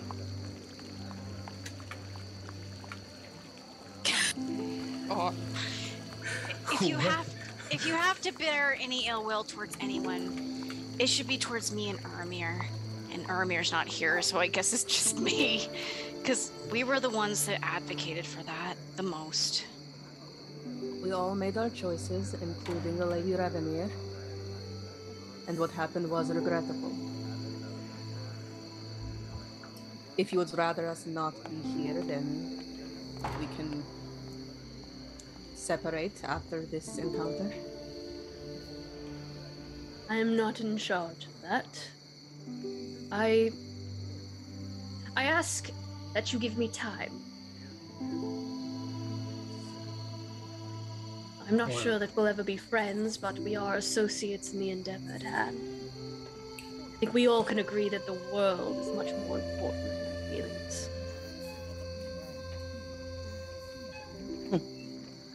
Well said, Boone. You happen to be in quite a bit of luck then, because we are actually about to be gone for quite some time. It could be potentially years, 6 months, definitely longer than that. And well, we find ourselves in quite a need of your help while we're gone. See, we have to go about our own business for just a little while, but with Tredillion and everything that's happening with the twins, and we know about the catalyst and those sorts of things, Cassius here and Risen, as you well know, now that I'm introducing you to them, we thought it would be safest for them to be here with you under the protection of Saltstone, someone of your capabilities and resources. Aye, this is one, if not the most safest places in Aurora. They are welcome here to stay. He kind of looks a little bit uncomfortable, and like he kind of he's trying, like, you can see he's trying to find the words, and he looks over at Cassius and Zemlin, who you all know her as, and then he looks at you all and he goes, Rue has informed me who they are, and I must say, I still find it quite hard to believe, but I trust his words. He is of sane mind and body. You can imagine that kind of news coming at a shock to me. But, of course, they are welcome to stay. It is an honor to have them stay here. Well, they're going to need more than just your hospitality here, Brew. See, Cassius needs some help researching. People that were once related to Revenir, perhaps in the old archives and the libraries, the family histories. Anyone who may or may not be related to Rue or Cassius or Fenelai here could potentially be in danger from our enemies, because they carry what is needed. And the more of them we could locate and bring under our protection, the safer they will be. You wish to research the lineages of the Thorns. I wish you to research the lineages of the Thorns. That's obviously. But you are insinuating that you wish me and this Cassius and Zemlin to do this while you are away on this, whatever it is that you're doing, wherever it is that you're going. Yup. Please. Seems easy enough. Direct bloodlines, I'm assuming? Of course, they will need... Having them here will help tremendously. That is a very, very long line to trace back, and they would know more connecting the dots, so having them here would definitely help. Thank you, Grun. That is quite the fine bit of work from you. I know it's a lot of effort. Zemlin, at this point, she kind of speaks up and her hands begin to move, and the necklace around her begins to glow, and you hear the words as she speaks. And she says, there is much that is not documented to keep the line safe, and I can connect the dots there for you.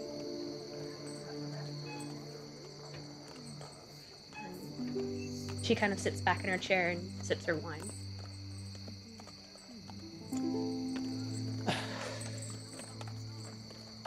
We also need help marshalling the forces of Losum and some of the Fae up in the Filigree Garden. Just castle forward steel and that sort of thing. Just for some of our warriors and ourselves, but I've already started tertiary kind of looks around at the blacksmith and stables and such, and shouldn't be any more than maybe a tenth of what you have here. Should be sufficient for what we need. I'll be in touch over the next couple of days if that is, yes, if it is clear with you and of course Lord Fenelai here. He looks at you, Finn. Yeah, of course. Thank you. Very well, we will rally our resources. Anything else that you require for this trip that you are taking, and we will aid however we can without, of course, compromising the security of our village and our city. That would be wonderful, thank you.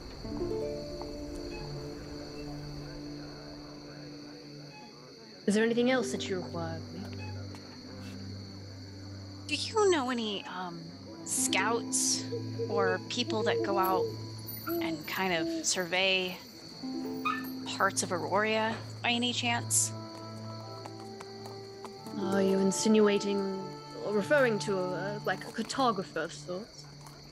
Well, it's more like while we'll be gone, we might want to be updated about kind of the things happening around, you know, like the destruction of the world. So it would be His good. eyes go wide when you say that. I mean, you know, I just knows. He's been apart. His eyes go wide as if you have information that you haven't shared yet. Like, do you know exactly when this might happen? Do you have more information that we may prepare for? I mean, I guess I would think it's happening soon. I don't know how soon. I figure since we'll be gone for a while, it might happen. And we should... Sorry for speaking out of turn, but Cassius knows more on the Seven than any of us. I think he'll be a good help to being able to keep track on the things that Finn is talking about. Could just probably ask him to send scouts in those areas. Would probably be the easiest thing to do. Sparrowhawks from here, they do a pretty good job of observing and reporting. We can do that. I'll work with Cassius directly and see to it. Thank you.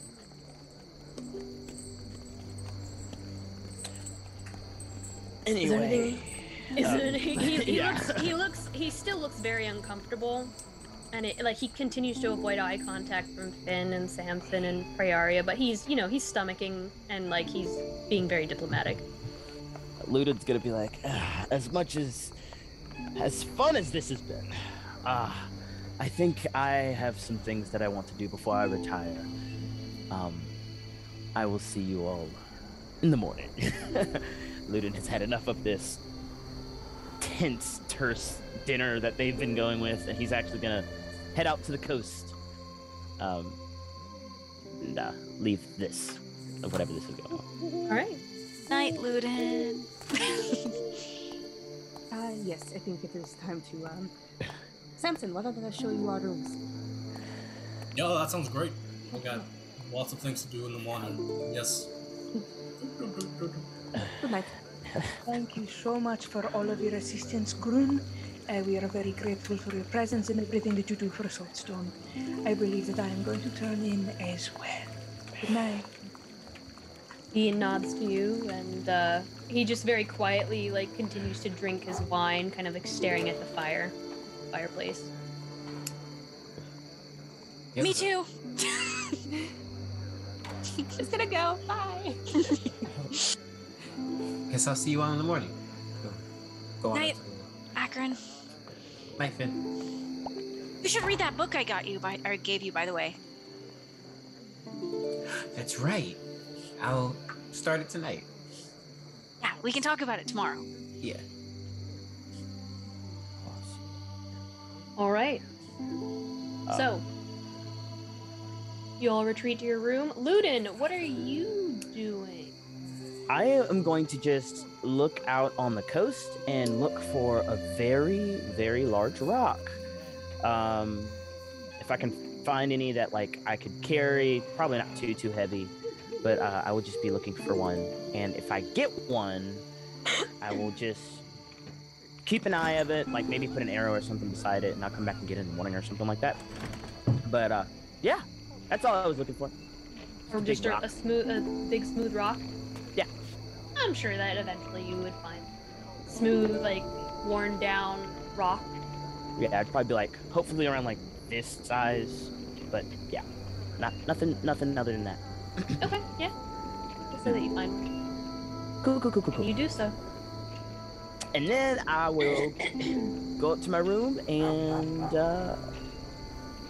just start writing until I go to bed. Just some little scribbles. All right.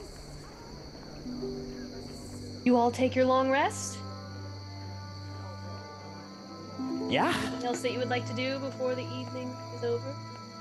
I want to get in that door, but that's probably not gonna happen Not gonna happen, man. Not gonna happen. Are we entering into like a short period of downtime here? Is that what's about to happen? We will after what will happen with Esperise and Finn. And I think that's where we'll take our break, and we'll come back to what Esperise and Finn plan to do. So. All right. Shenanigans, no doubt. Yeah, it is shenanigans. Something very interesting is going to happen. You should definitely stick around. I know what's going to happen. Big things are about to happen. Stay tuned, and we'll be back in a little bit. Dylan, take us away. Well, hello there. Of course you came to the grand dwarven city of Digbrand to see me. Ma Belle Pebblegrit, tale extraordinaire to kings, queens, heroes, and legends. Have you gazed upon my latest masterpieces? Yes, this one for you. Don't you see how it calls to you, speaks your name? You are gorgeous, darling. The colors, the line work, the gods weep in the presence of your beauty. No one has looked more stunning in a pebble grit design. Please, I cannot bear to gaze upon your perfection for too long. You can find this mesmerizing merch at inkinliar.com. Go and unleash your fabulosity today and help support Ink and Liar. Do stop by my shop again. You simply must tell me about all that adventuring thing. Well, ta-ta, darling. Extra, extra, read all about it! What's that you've got there, mister? Why, this right here is 9 Realms Gaming. 9 Realms Gaming? That's right, top-notch gaming accessories made from some of the finest woods this side of the city has to offer. We got your dice vaults, we got your dice towers, dice trays, hero vaults, you name it. Oh my! Careful now, don't swoon into traffic. You can mosey on down to their website now. Use exclusive partner code LIAR10 to get 10% off your purchase. What was that code again? That's LIAR10. LYRE 10 at 9realmsgaming.com. Hurry, they're selling like hotcakes.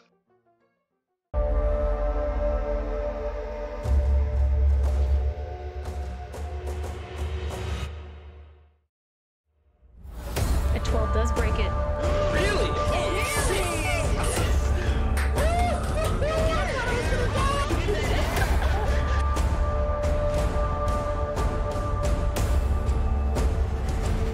Let me play you a song so that you can begin to feel a little nauseous.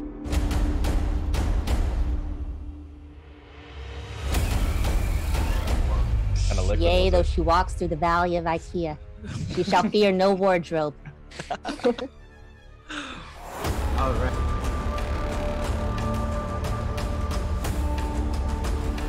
Oh, wait, does anyone have a lockpick? No! No, we don't need one!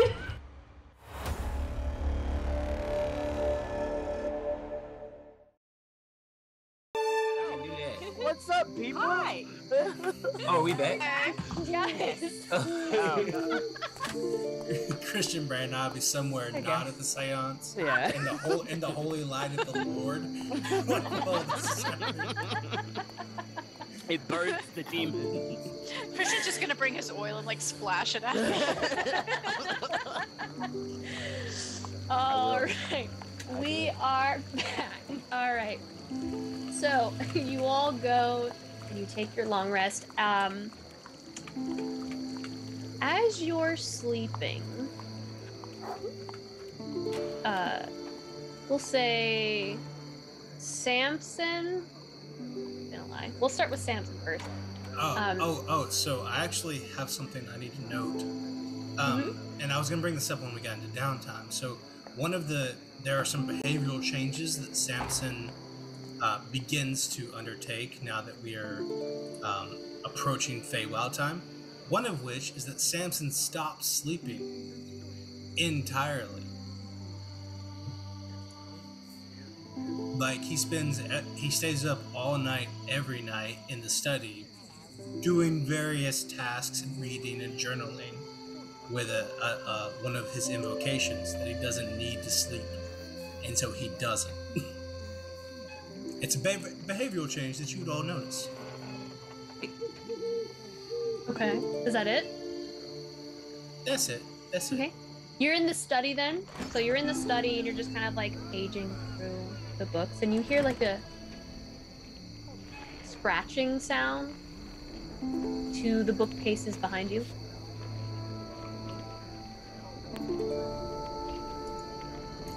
I look at the bookcases. You turn around and you look down the aisle and you just see this filigree fox creature made out of metal with glowing purple eyes, and it's just sitting there, and it tilts its head and it looks at you.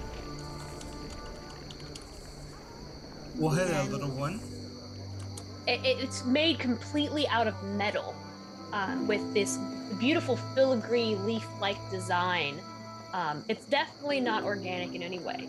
It looks to be a construct of some sort, and it's just staring at you. And the moment you speak, it stands up without looking away and walks away.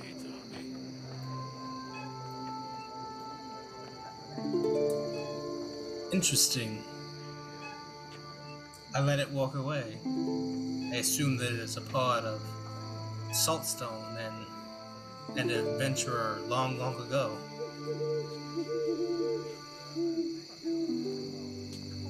I go back to journaling or whatever. At some point, as you're walking to your room, Vanilla, walking back, you also see just kind of like you turn and you see standing at the end of the hallway, very shining, with the two twin girls standing at the end, just kind of sitting there staring at you as if it knew that you'd be walking down this hallway and it was waiting. It's the fox again? The same fox that as you're going off to bed, you see it just kind of like standing at the end of the hallway. Or sitting, staring at you. That doesn't look like Volpa. Finn's going to... It's like a metal robot. It looks kind of... it's at the end of the hall. Okay. And it's fox-shaped. It glimmers with gems. It's fox-shaped. I'm gonna go follow it. You begin walking towards it, and it stands up and walks down the other hallway, and by the time you get to that hallway and you look down, it's gone. What the heck was that? Okay. He'll head back to his room. You head back to your room. And then you all take a short rest. Yeah, I'll tell Esperis too. Or your long rest, sorry, your long rest. Long rest. Esperis went to bed early. She's draped. Or how many beds are in this room? Is it just the one bed?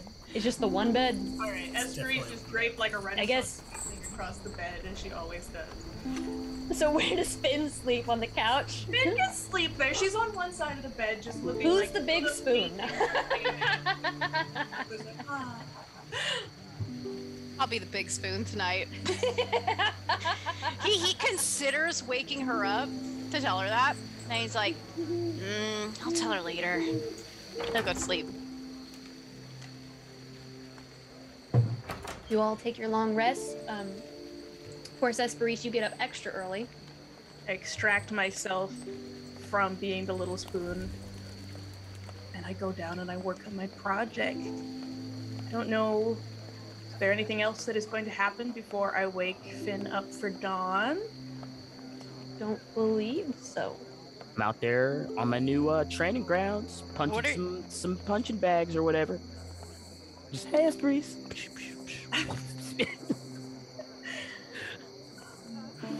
What is what is Esperise doing? Like, what?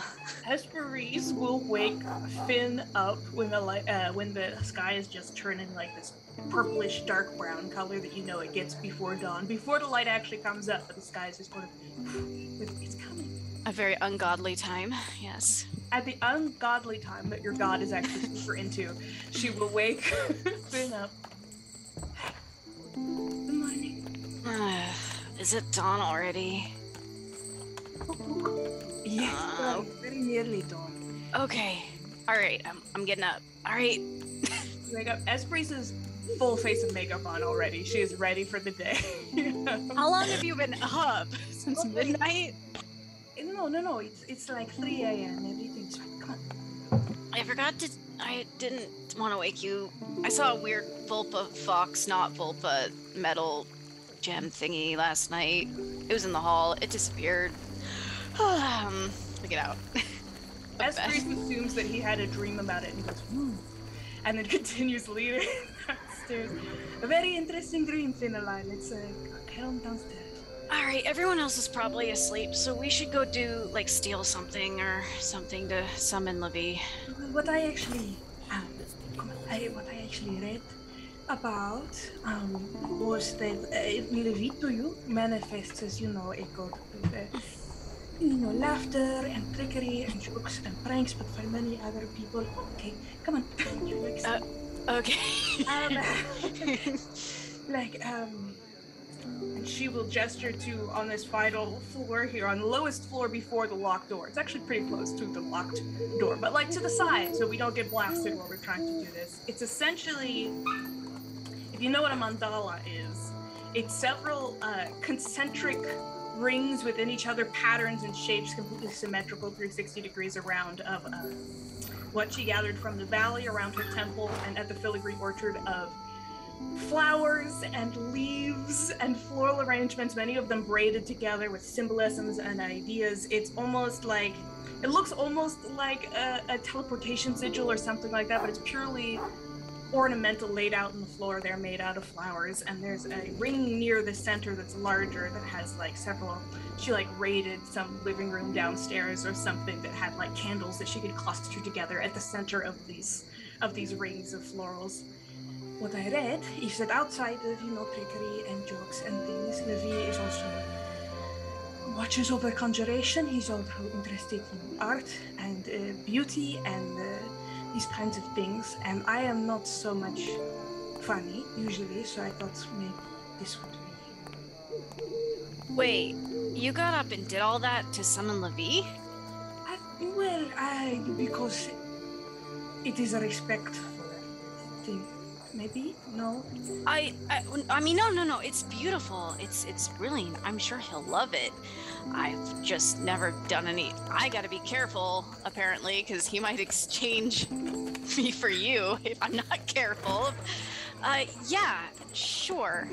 Are we supposed to step in it, or?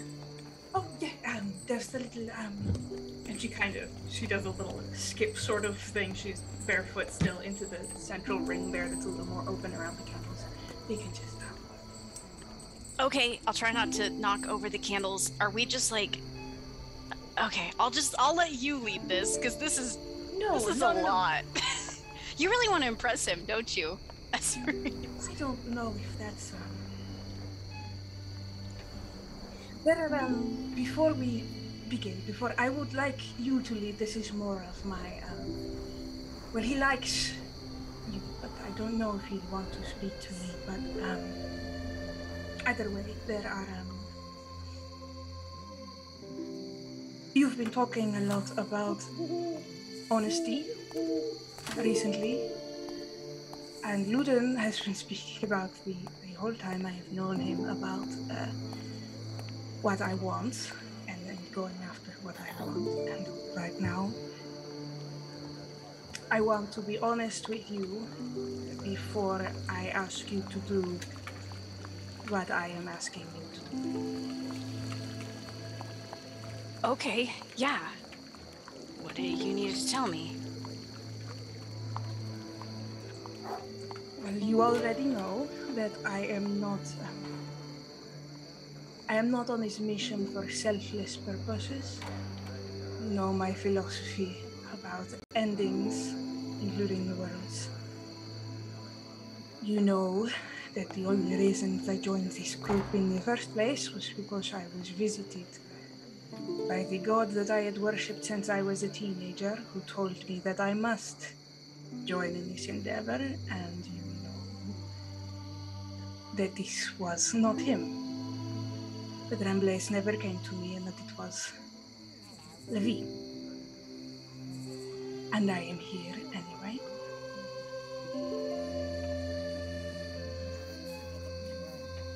I have told you that I am here for all of you, and that is true. I am here for the people that I care about. But there is a reason that I have not told the party about, because well, there are many reasons why I want to tell you now.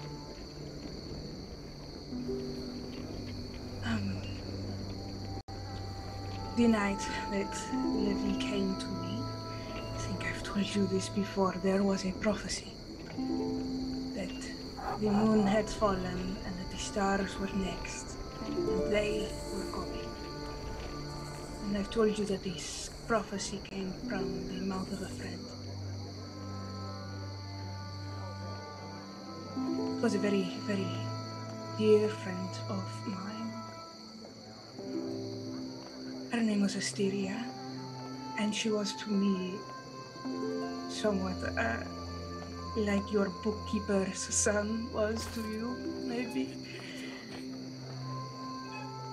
When I was at the temple, I would often, sometimes I find people and not so much what they want from me, but the idea of what I have to do for them. It can be, you know, the sound and the expectation. People can be overwhelming, so I would go to the private areas of prayer within the temple, and I would spend time alone. And I hope I don't sound too crazy, but I would talk to myself, or I would talk to the statues there that would line the walls of the temple. And there was this one particular room that I was very fond of, that was very dim and quiet and out of the way, and this one statue that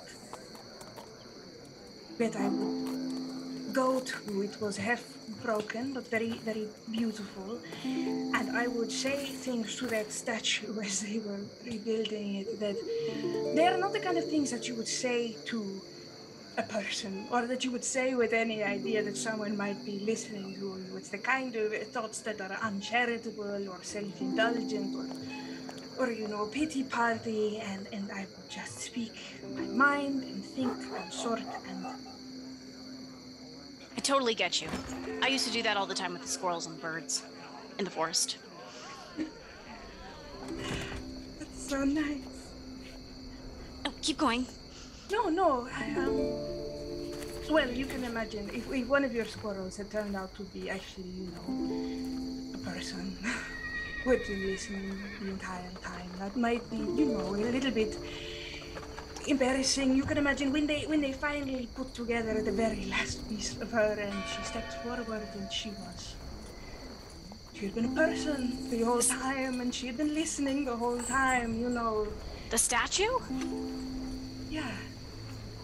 They had found her in the desert some time ago, and she had been crushed, most of her, and they had reconstructed her, you know, lined between the stone with I don't know what the term is, with the gold between the pieces. And when they finally put her together, she had a voice, and she was kind and funny, and she knew me completely, and she liked me. She loved me anyway. And she used to go out at night with me and look at the stars and talk, and it was very nice. And then several months ago, she had what I thought was maybe an anxiety attack, something like this. I have some anxiety sometimes, and she was worried something terrible was going to happen. And I said, no, everything is all right. And then she turns to me and she says, the moon has fallen, the stars are next, they are coming. And she faints, and I bring her back to the temple, and I go to the bed, and I speak to the attendants, and I make sure she's taken care of. I speak to people about what she has said. And when I return to the room, Asteria is not there anymore, and Levi is. I don't know if Levi makes promises to you. He didn't to me, so maybe I misinterpret things, but I felt the implication from the things that he said to me on that night were that if I did what was instructed of me, that she would be safe, that she might come home.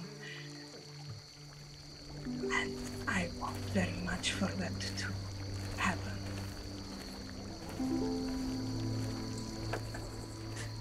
Where do you think she is?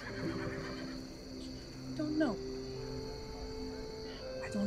I am hoping that perhaps Levi might know. We're going to find out tonight. We will.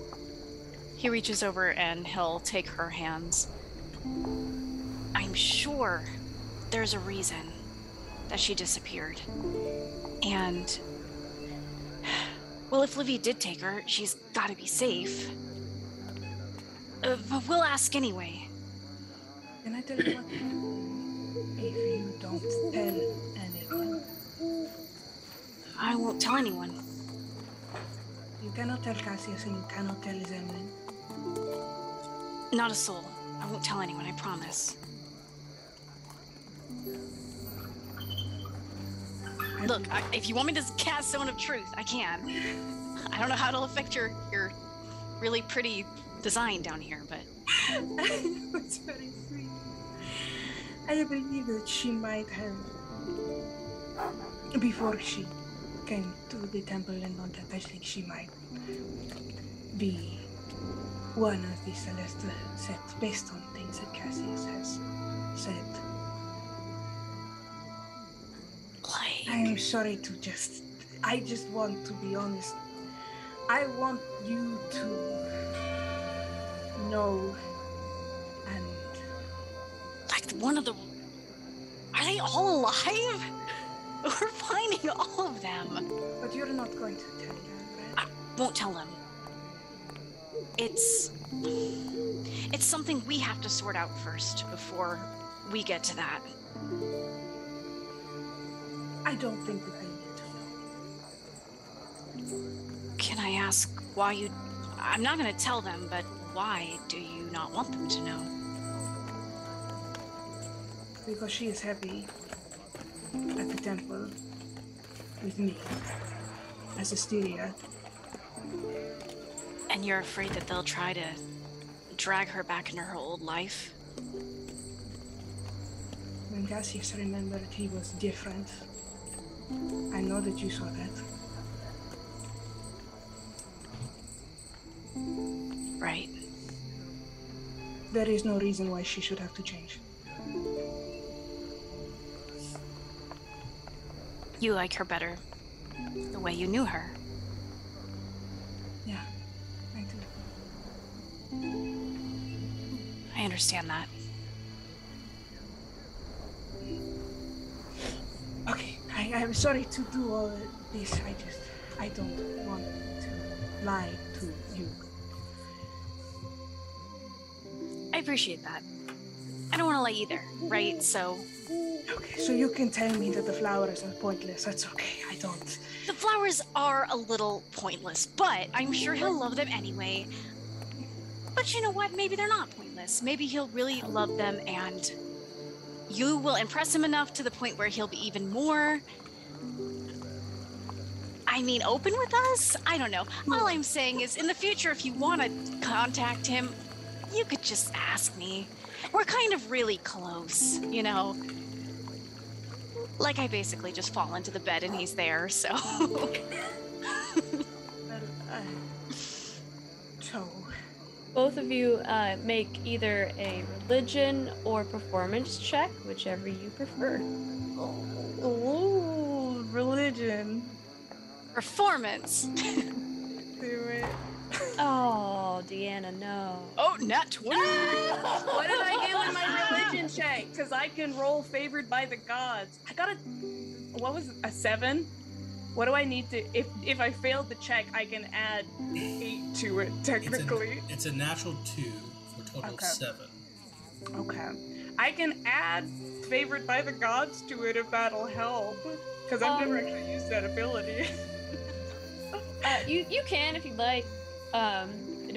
Regardless, Finalai with his natural 20 is 2 successes. So, whatever that looks like, Finn, where you take control of the situation.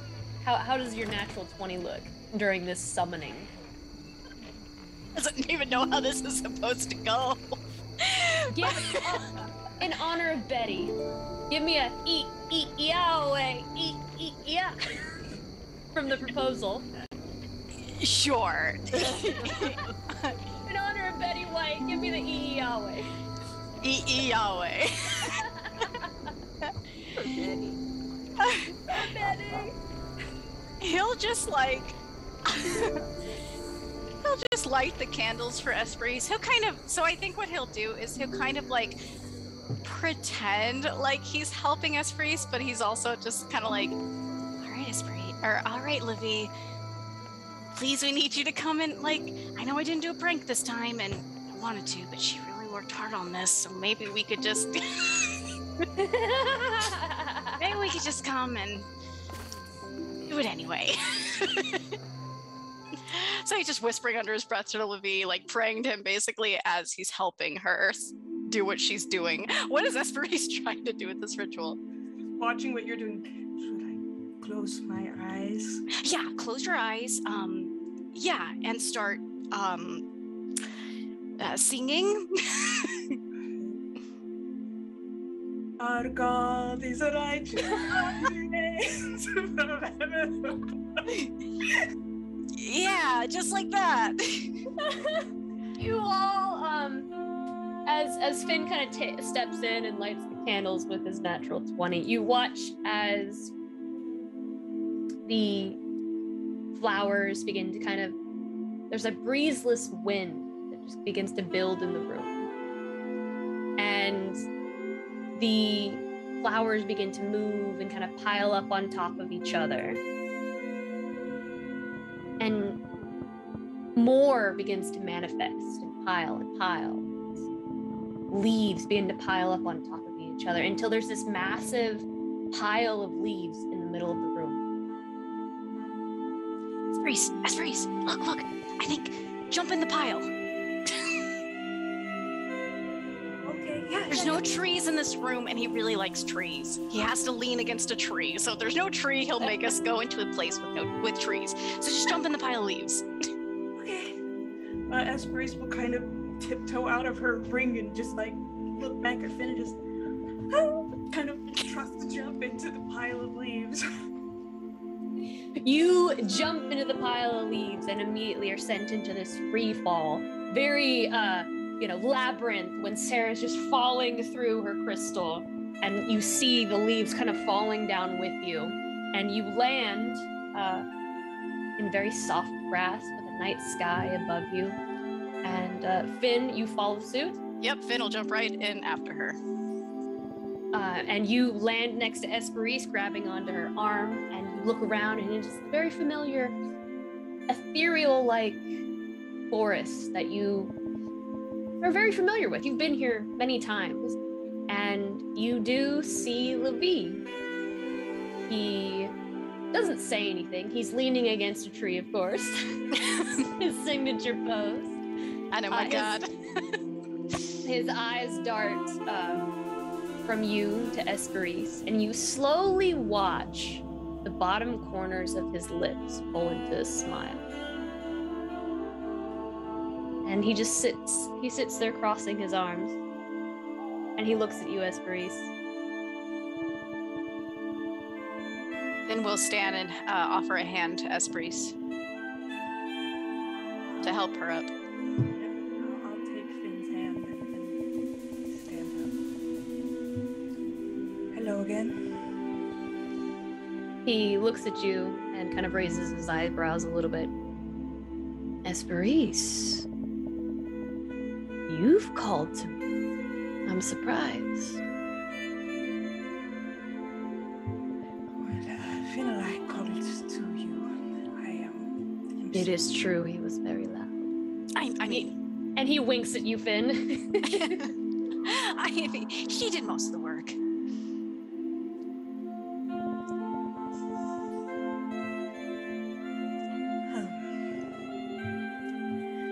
Well, it's, the last time we met, there were certain circumstances that I continue to be curious about.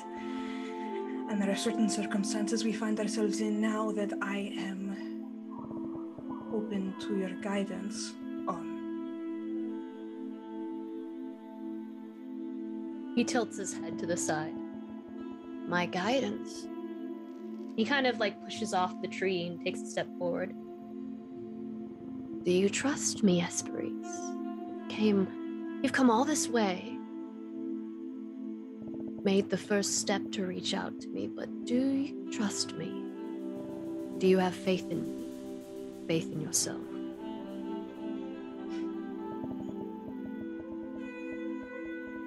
I understand what you have chosen to do, and I think it is the most effective path you could have taken. I understand that you need to do what must be done, and there are things that I must do.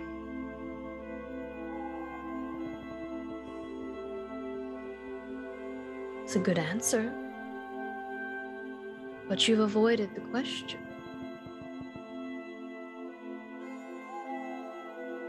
Do you trust me? I'm gonna look at Finalai. Finn will give her like a subtle, his hand gives her hand like a subtle squeeze, and he gives her a look kind of like, it's up to you, but I think she trusts you enough to be in your presence, to call on you. Right, Esperise? I feel like you might respect me less if I told you that I trust you. He kind of smiles at you when you say that, and he laughs a little bit. I trust Finalai, and he is your champion.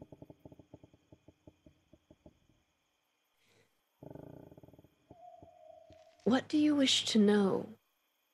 I am no master of divination. You know this. What knowledge I pull and have pulled has come from Savion.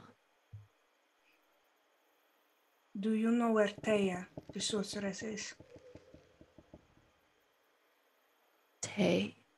And here I thought you would call her by another name. I know where she is. Yes.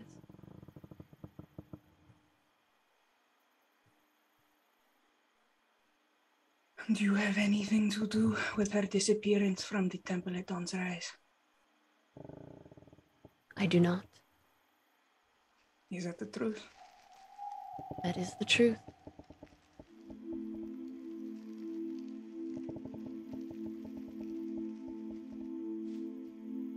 What do I have to do for you to tell me where she is?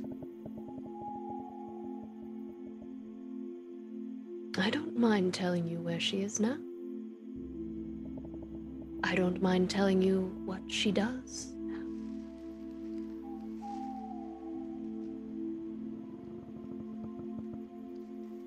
Then why don't you tell me? She is hunting.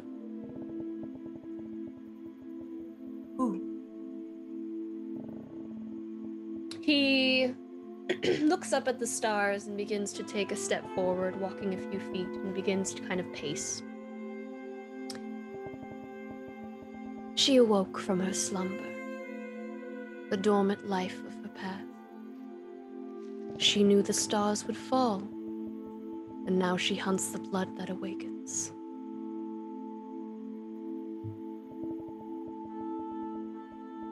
She is an oracle. The stars have fallen.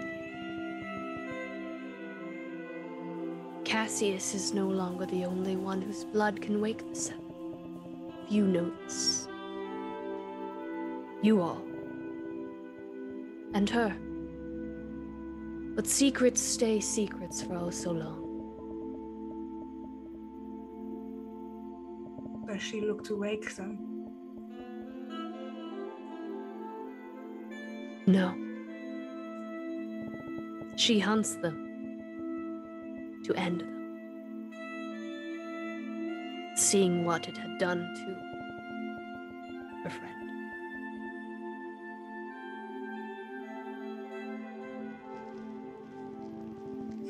Okay. And he Finn glances, steals. he glances at Finn as he says this. Levi glances at Finn and Finn like looks at Hesperus. It's a trail.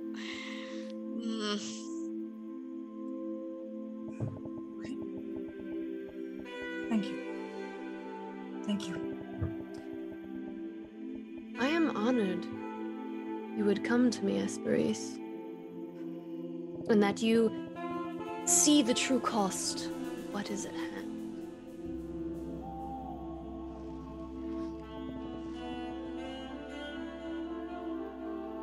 I suggest that you bring the group together any way you can. You cannot hope to succeed divided. The more that you divide yourselves, this is bigger than all of you. You all know this. You all must understand this. And you have gained many allies, vital allies. If you are to pass the threshold into the Feywild, do not leave your allies idle, for your enemy never sleeps, and neither should you. One is gone, and 6 still linger. Send them to hunt while you are away, and you all must make this choice alone. The hourglass is waning, because when you return from the Feywild, it will begin.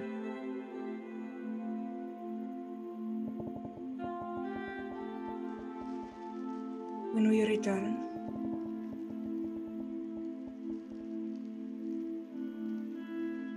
if your true intent is to prevent the rising of the Seven,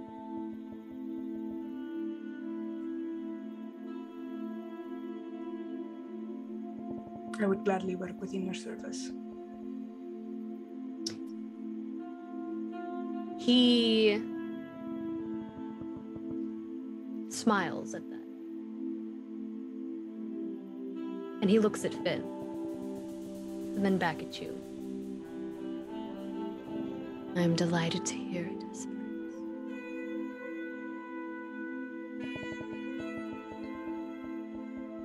Before we continue, I must tell you of what is to come. Savion is the great fate and can only see so far. And when it begins, when you cross that threshold, it is the beginning of fate's end. She has seen every second, every minute, year throughout time, and that is where her sight ends, and where yours begins. We do not know what will happen next.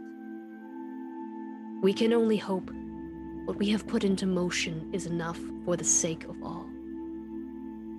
Which means, and he looks at you, Finn, and he does look a little sad.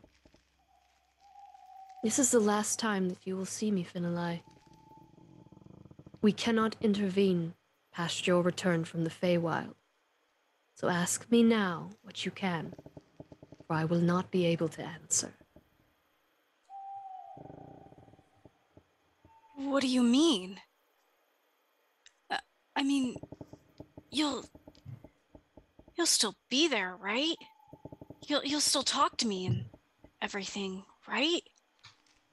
I will be there with my spirit. But I cannot speak to you as I do now. Here. But why? You've brought us this far. Savion's sight ends. And we do not dare press more than we already have. We cannot. We are blind. We can only hope that what we've put into motion is enough. It is up to you all now. But I do not leave you empty-handed, Finalai. You have gone above and beyond anything that I have asked of you. You are my champion of change. This will be the final blessing that I give to you. And you watch as he holds up his hands and you watch as he conjures this circlet into existence. And it's a very simple woven crossbraid of dark green metal, and he will place it upon your head if you let him. Yes, so Finn bows his head to accept it, but there's a lot of emotions going on his face right now. Like, he was not prepared to be told this at all. He looks very shaken. He places it upon your head, and as he does, your eyes begin to glow this vibrant green. The glow does not dissipate, and your eyes will forever now remain this way. Oh gosh. They do. They have this really cool green glow to them. Okay. And you have also achieved the highest level of piety with Levi. You can increase your charisma or intelligence score by 2, and also increase your maximum for that ability by 2. So I'll let you choose that. He then, and he places it on your head, and he actually takes you up and gives you a hug. And he looks down at you and has like both hands on your shoulders, and he just smiles. He doesn't have to tell you he's proud. You know. Finn's trying to memorize every detail of Levi's face. He's just like staring, and he's like trying so hard not to break down into tears because Esperise is standing right there, and that's not cool, you know? Like, he's trying to be cool, but no, he definitely starts like tearing up. And he just, before Levi can kind of let go of him, he pushes forward for like another hug, and he kind of like holds on tightly. I'll make you proud. We're gonna do this. We're gonna save everyone. I'm gonna miss you so much. He kind of gently like pets your head a little bit, and he just kisses the top just very slightly, and he says, when you succeed, I will see you again. When you all succeed. And then he turns to you, Esperise, and a wicked smirk flashes across his face as he returns to what you said before. being in his service. You know, I had hoped you'd come to me. I'd be lying if I didn't tell you I enjoy pestering Ramblace. They are frightfully boring. I must ask. I wish to hear it. Please, please, do you forsake Ramblace, Esperis? He disappeared. I know. I will never forsake the temple and the people who work in the name of Ramblace. But I A have very honorable thing. never had love for the god himself. He just smiles at you, and you know what he wants you to say. I'm gonna take Vanillai's hand again. I hope my mother cannot hear me now. Yes, I do forsake Ramblace for Levi. And you wish to serve me? To be guided by me? Yes. He's just relishing in this moment. Just eating it up and smiling this big grin on his face. And he eyes you, carefully shifting in the grass, and he walks up to you.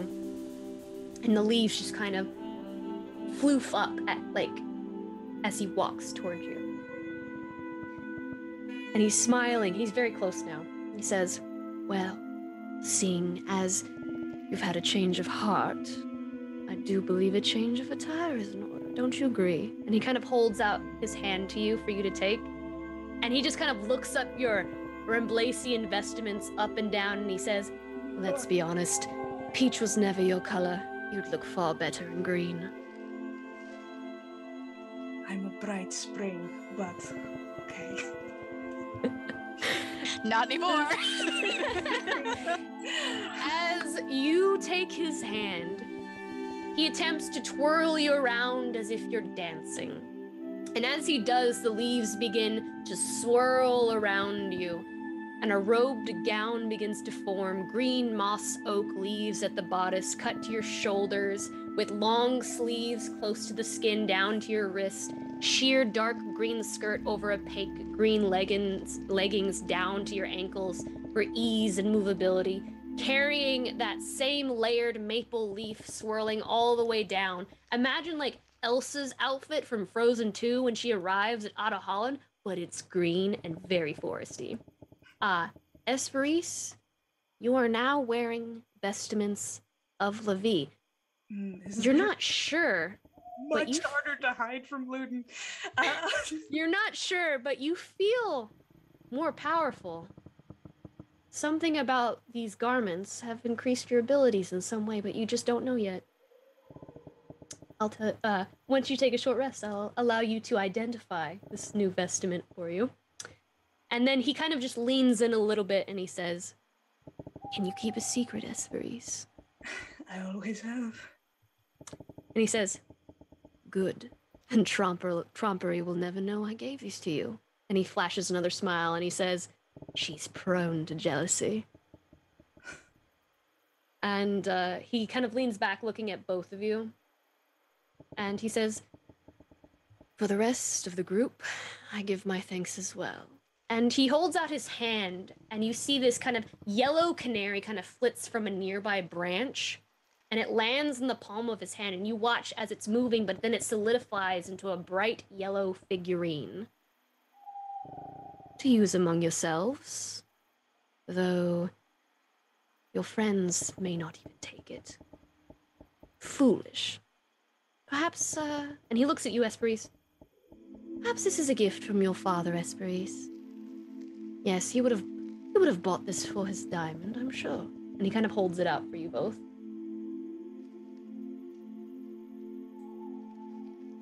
Oh, okay, I'll take it.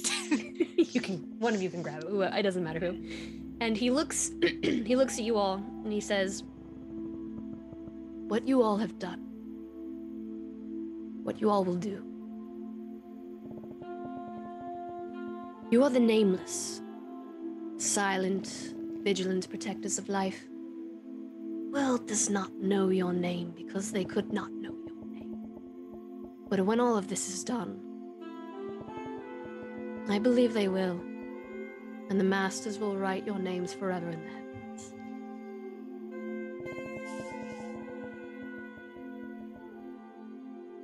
Just met you face to face and already having to say goodbye. A little disappointed.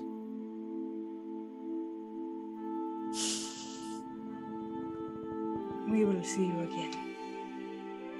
We will. And he just smiles at you, nods his head, and you guys fall through the floor. And you're back on the floor in that tower room. I think Finn stepped forward to give him another last hug, and then he fell. Oh. Because that just seems about right. Wait, did we land like face first, or are we still standing up? He probably landed face first. You would have landed on your feet, but you would have kind of like lost your balance for a second. Stumbled. Kind of like... I'm gonna catch Finn, and I'm going to open up my arms if he wants a hug. He'll hug her, and he'll just kind of like rest his head on her shoulder. I was not expecting that. I'm sorry. So sorry. He is still with you, though. Yeah. You're very guided by him. Yeah, it's just gonna be a little different, I guess. I'm gonna need some getting used to. You know, calling him and then kind of like talking to him, but also kind of just talking to myself. When you were talking to the squirrels and the birds, were they ever... Like, my statue turned out to be ancient sorceress of the Celestial Set. Did your squirrel turn out to be immortal deity of conjuration? You know, obviously I didn't know it at the time, but I think so. I think I've always been talking to him. And I just didn't know it. So it'll be kind of like that, but better, because I'll know he's there. He is still here. From what I understand, he just won't want to interfere. He'll be more embracing. He'll be watching and listening, but he can't step in once we return. Yeah, that is the one thing I hated about Vera. You know, it was always so silent and lonely, and I just did not ever really feel her there, but it's different with Livy.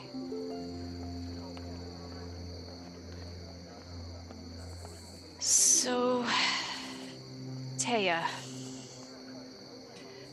We will worry about that when we come across her.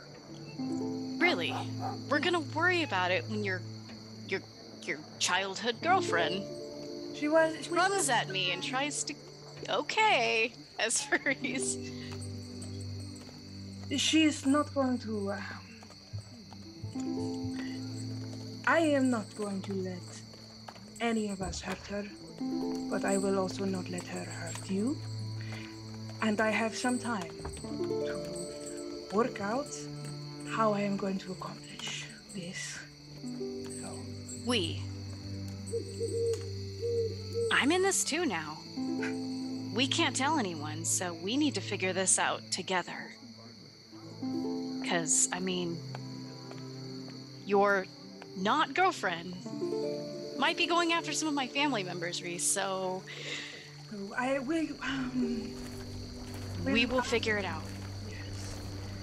Probably should have asked Lily about that. I was just feeling a lot of different emotions at the same time. But things will be... Everything is going to be okay. It will be. We will do it. We will find her, and we will not hurt her, and she will not hurt anyone, and it'll be great. You can just modify her memory, and then we will all be happy. You know, I think that was a one-time fluke. I don't know if I could do that again. Once, we don't know. Possibly, but you know, Livy was there. I mean, he'll still be there, but you know what I mean. I'll do my best. It is 3:43 in the morning. Do we want to go back to bed, or do we want to? Are you feeling now the energy to go forward with the day? Also, I'm going to reach into my little bag. I'm gonna pull out the hat of disguise that Ermir gave me. I'm gonna put it on. Guess who's wearing replacing garments? It's me. Nobody could see it. You know, Livy would very much disapprove of that, Esperise. I think Livy would very much approve of me lying to everyone around me. That is kind of the vibe that I get from him. But I will work it out later when it is better time to communicate with people. It'll be fine. So, as you guys take time to adjust, looking over your new clothes, Esperise, the vestments of Livy that you are now wearing will grant you a base armor class of 15. You also, your spell save DC and spell attack bonus is now increased by 2. My save DC is 19. Yeah, Livy loves you more than me, clearly.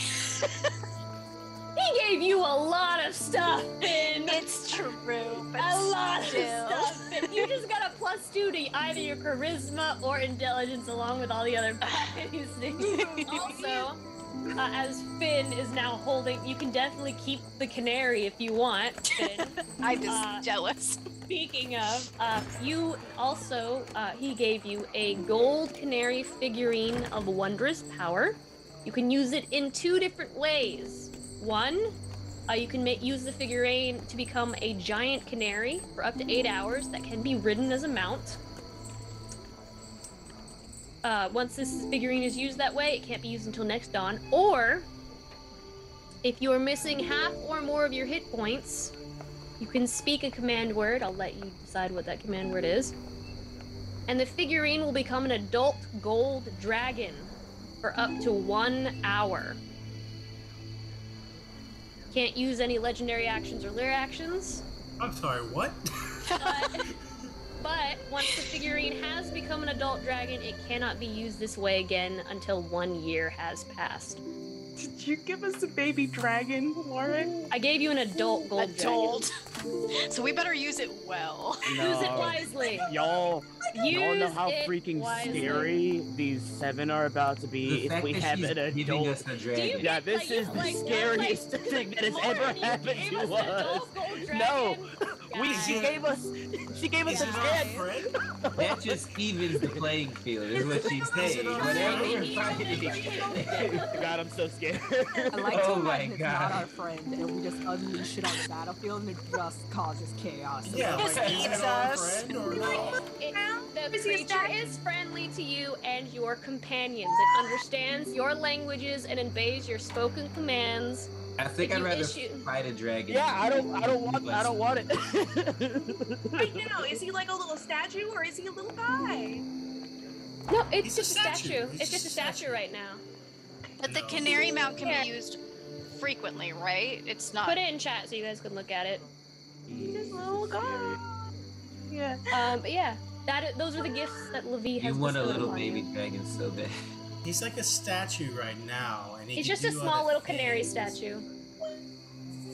Oh, cute. Oh, this is great. I'm so excited. Isn't Livy the best? Livy's you the all so best, much. you guys.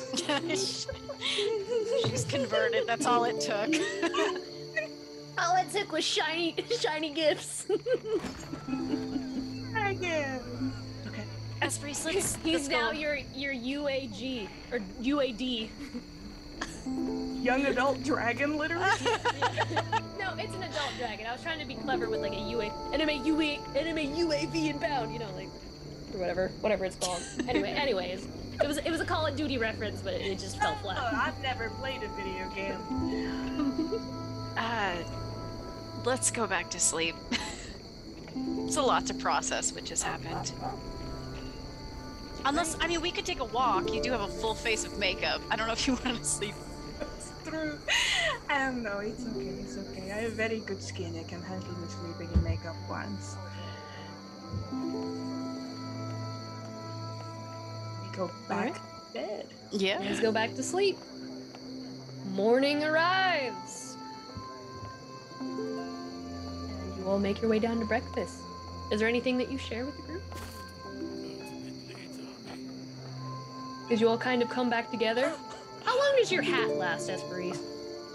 Always! Ermir's the best! 24/7 as long as I don't take it off and I can make it look like a hairpin.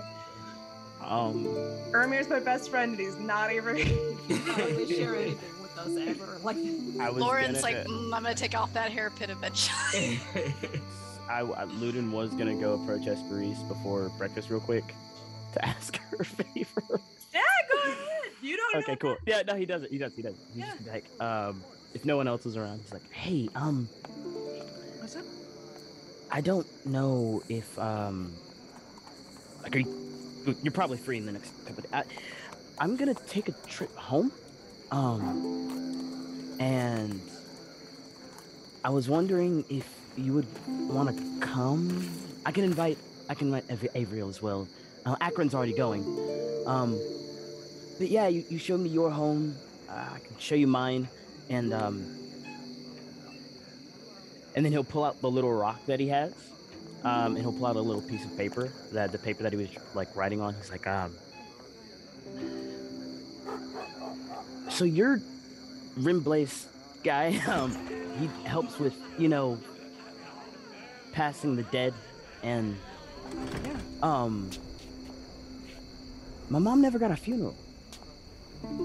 So I was wondering if you could help me, write something on the stone, and then we could give her one.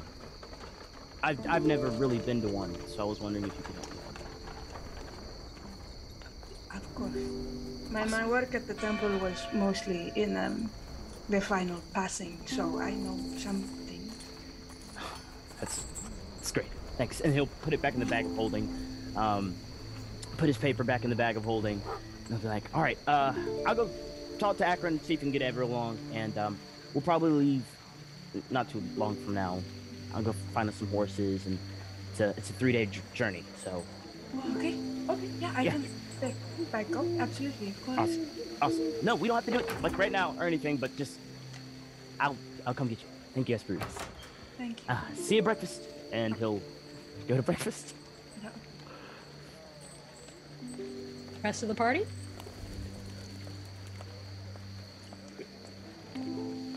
Prayari will go down to the breakfast quarters and just look around, see if Groon is there.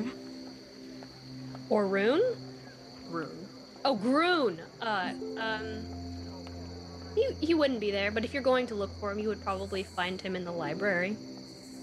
Okay, cool. She's wanting to make sure that they don't like cross paths as often. Oh, okay. As much as they. Yeah, he tends to try to eat his breakfast, lunch, and dinner at odd times that people don't typically eat it to avoid that. Cool. And she will, once she knows that that's not going to happen, she will just take a seat, let Mountain run around on the table, start eating. Like a toddler, he just runs back and forth aimlessly without any goal or objective. Kind of like a horse that barrel races. He uses the mugs on the table to zigzag in it and go in between. You're doing amazing, sweet. Good job. Samson? Are we beginning our 10 days here at Saltstone? Yeah, this is kind of like the beginning, which might be a good place to stop if we begin our downtime next session. No, what do you mean no? We have so much to do. We have so much to do. We had 8 different conversations that we're gonna have. Yeah, okay, I think we should continue. Go have your conversations, everyone. We should give it another hour. Yeah. It's only not been 3 hours in this session yet. Okay. We should give it like another hour. Let's- Because we won't get through all this stuff. Yeah, we have so much. Plus Cyprian. Is that okay, Lauren? That's fine. Go ahead. I know you guys have a lot of conversations to go through. All right, great. Welcome to Fate's End, where it's all conversation. I'm gonna begin. I'm gonna begin with a couple of notes.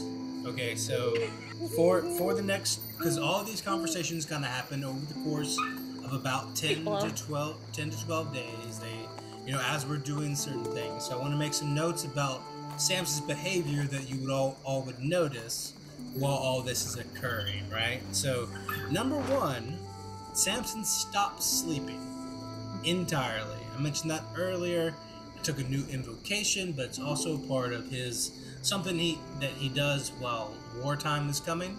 He just doesn't sleep. There's no reason to do so. You need to be awake at all times, ever vigilant, as it is. So he's entering into that wartime mode. Secondly, he starts doing more training. So Samson has never carried weapons at any point during this campaign, and you guys all see him start to carry some. Like he'll carry a short sword. He starts wearing armor around. He arrives at Ludin's training days and will begin training. And like Ludin, you notice that Samson's incredibly proficient at these things. He's just never done it. Like he has like a routine. It's like he's done it before. He just hasn't in the past. Ludin learns from Samson. Yeah, straight up. Like there are these unique he has this kind of like sunrise serenade. He does like yoga poses that look like fighting maneuvers that he begins every morning. He does all these trainings and different things. He looks like a well-trained warrior at this point as he carries his weapons and does some things. Of course, he's going around and preparing all the things for Losum and the party and everything like that. He stops drinking like alcohol entirely, and it's insane because Samson is almost always drinking some sort of hard liquor or wine. And then the last thing that I want to make note of is that Samson spends most of his downtime either with Finn or Esperise, like just hanging out and chilling. That's kind of like his those are his main people.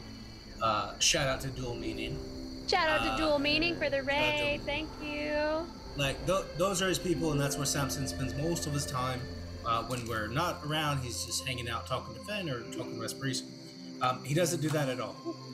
Like he basically noticeably cuts down his time talking to Esperise and Finn, basically down to nothing. So much that it is noticeable how little he talks to them over the next 2 weeks.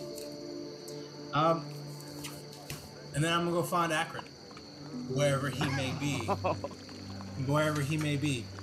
at some point during this campaign. So Brandon, where might I find Akron at some point during this venture? Akron's on the roof. He loves it up there. He's surrounded by a bunch of plants, and he's outdoors, and he feels the sun on his face, and he feels the wind beneath his wings. He is up there chilling, growing plants. It's probably even more overgrown now than it was the first day we got there. Like it's probably getting a little bit obnoxious. Vines are probably like coming down the side of the walls on the outside as he's just reveling up there. I walk up the stairs to the 3rd level where I can find Akron. I'm gonna pop up and say, "Oi, Akron, what you doing?" "Oi, Samson." "Not much. Enjoying Saltstone." "What's up?" No, nothing. Hey, you busy for a second? "Not at all, my friend." He'll pop up and walk over towards you. Cool. I wanted to talk to you. Will you sign my book? And Samson pulls out his journal, the one that he's been keeping, that he writes everybody's names on, or not everybody's names on, but he's been writing down all the things Losum needs and all that kind of stuff. He turns to the back cover, and on the back cover, there is this kind of like, the back cover is clearly enchanted with magic. It's kind of this orange kind of sense to it. It glows a little bit. It has a little bit of a, if you could see the school of magic on it, it would be kind of like necromantic in a sense. Maybe evocation, but it's a clearly magical page on the back side, and he turns it around and offers it to you. He says, "Wait, will you sign this for me?" Go, sure, what for? It's something that we used to do in the olden times. It keeps you from dying, pretty much. You just seem like the kind of guy that might die a lot, and I just don't want that to happen to you while we're over there, while we're in this situation. Well, I appreciate you looking out for me, but I guarantee you I can take care of myself. You sure? Yeah, man, I'm sure. I've been around a lot longer than you think. How long you been around?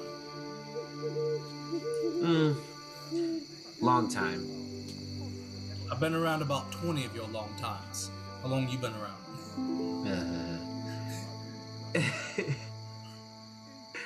Long enough. I've seen a couple, I'd say maybe not quite 100 years. You're just a baby.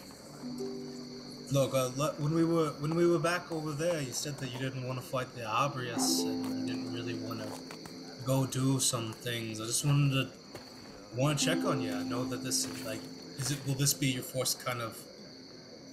Is this your first coup, or is this your first war of sorts, or is this, Is this my first war?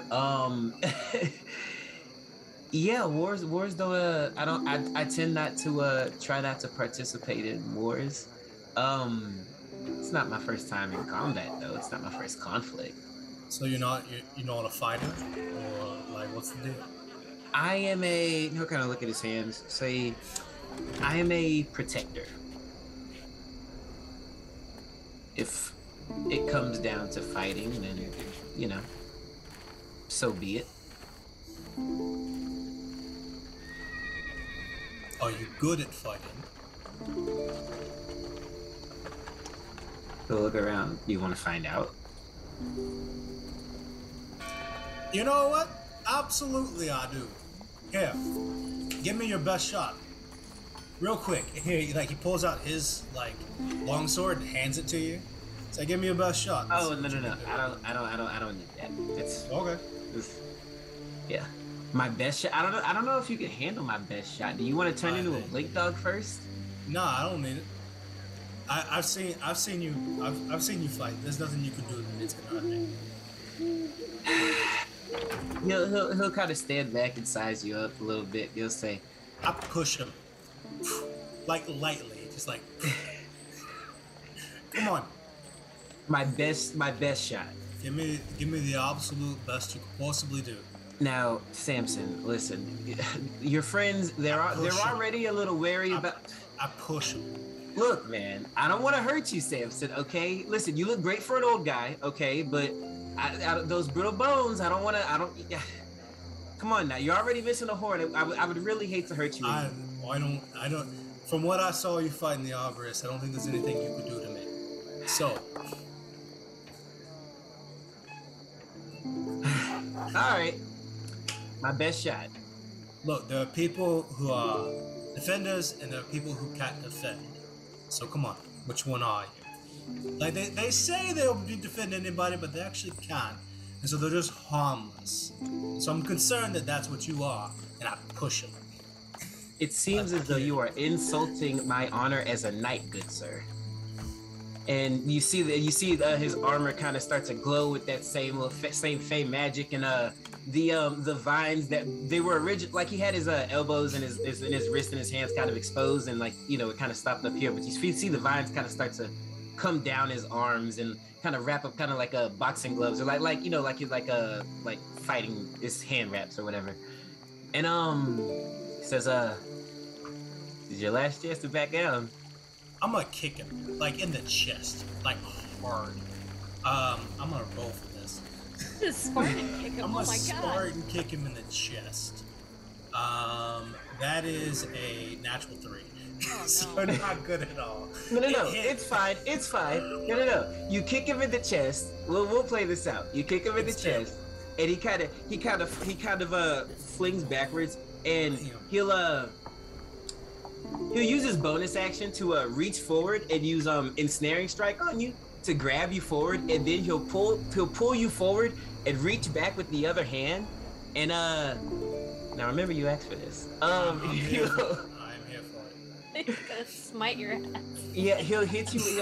He'll hit you with a level 4 smite. I'm gonna let this happen. So I think Smited me. Yeah, I'm gonna let this happen. I'm gonna see what Akron can do with the best of his total shots, maybe multiple attacks as hard as he can do, with advantage if he wants. With it, all of that. I'm gonna let it. Do you want me to roll to hit it? Do you just want the damage? I mean, you might crit. Let's find out. Okay. I don't even know if you can hit me. I'm so strong. Wow. Let's like that. All right. That's a 21. The first attack just hits. Just hits. Okay. Let me see here. Let me make sure I do all this damage correctly. Do you have multiple attacks? I do. Go ahead and roll the second attack. If you crit, you want to smite on that one. True that. Smite on both. Okay. Can you smite on both? I never played a paladin. Oh shit, that's great. The second one was only a 13 though. I think it missed. With advantage? Oh, with advantage. I didn't roll with advantage. With advantage. That's a dirty 20. Dirty 20 hits. So, yeah, so both of those are definitely gonna hit. So you ensnaring strike Samson's leg, and then you're coming through with basically like about to run him through. Yeah, pretty much. Let me get all the damage, and then I'll tell you what happens. Multiple smites, all the hits, all the bonuses, all everything. I expend 1 spell slot to do 2d8. So a level 4 smite would be 3, 4, 5, 6d8. Is that right? It's a maximum of 5d8. You can go no higher than 5d8. You're right. Smites. Okay, so it would be 5d8 plus the d8 from the fist. So 6d8 plus 3 twice? Yes. Yes. All that.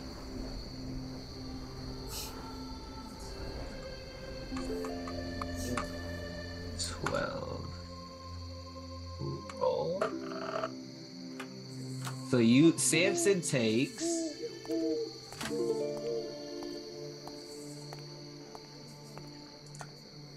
it didn't show up. Oh, 67 points of damage. Yeah. So as Urimir catches Samson's leg, as Akron catches Samson's leg, comes around and like I'm imagining, is there some sort of action with his arm as it comes to run Samson through? Yeah. Okay. So he ensnaring strikes you and he pulls you and you just see like more vines and leaves and moss begin to come down Akron's arm into his fist, and it goes from being like hand wraps to like a boxing glove, and then like little spikes start to form around it, and it just gets larger and larger, and then finally like it's like 3 times the size of his fist, but it is just wrapped up with this glowing fey energy as it just smacks you in the face. As this comes at Samson, all of the plants and everything that Akron has been around kind of like join Samson's defense here, and they come up in like this almost shield-like structure, and as it comes through, it absorbs every single ounce of damage that Akron can do, and the armor that he has is making this all stuff happen, splinters and breaks as I do Tomb of Levistus, and all the plants around me and all the fey magic that I have, it's so much more overwhelming than Akron's is, because he's not a real fey. It just absorbs all of that, mitigates everything, and it almost encases Samson in roots and flowers. that match Akron's armor, and it does no damage. And at the end of my next turn, it all kind of fades away, and Samson's just standing there, unharmed. Akron takes a step back and crosses his arms, shakes his head. He'll go, Faye, I knew it was something. It's always something. You asked me to do it. I knew it would be something. Neat trick. You know what? I cheated. Fair point. Definitely cheated. That was a bit. I know. That was much more than I expected, though. That was You should sign anyway. We're gonna need you over there. And I offer him the book again.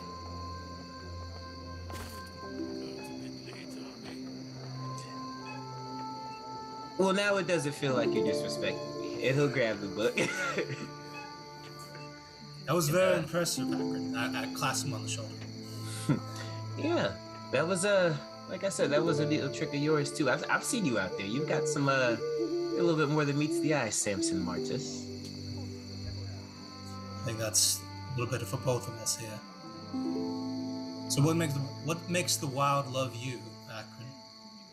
I was born there. It loves me because I'm a part of it. But why do they like someone like you? You know, I take his signature and I put it back in. I'm really not sure. It's something I've wondered every now and again, but you know, ever since I was small, they I guess I just ran into the right Fae, you know?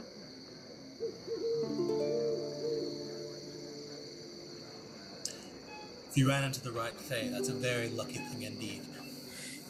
There are not very many of us right Fae. That's what I've been told my entire life. I mean, you know, there are some out there that have tried to kill me, but still kicking. Mm-hmm. Very well. Yeah. Right. I am jealous of your accommodations, but I have duties that draw me away. Is there anything else? If there's anything I can do for you, ever let me know. Well, I mean, they respect you. And I'm the fearless leader, yes. I kind of got that vibe. I would like to be a part of this group. You know, Loathsome has charged me with watching after your queen and making sure that you guys are okay, at least you know, for the duration of this war that we're about to fight.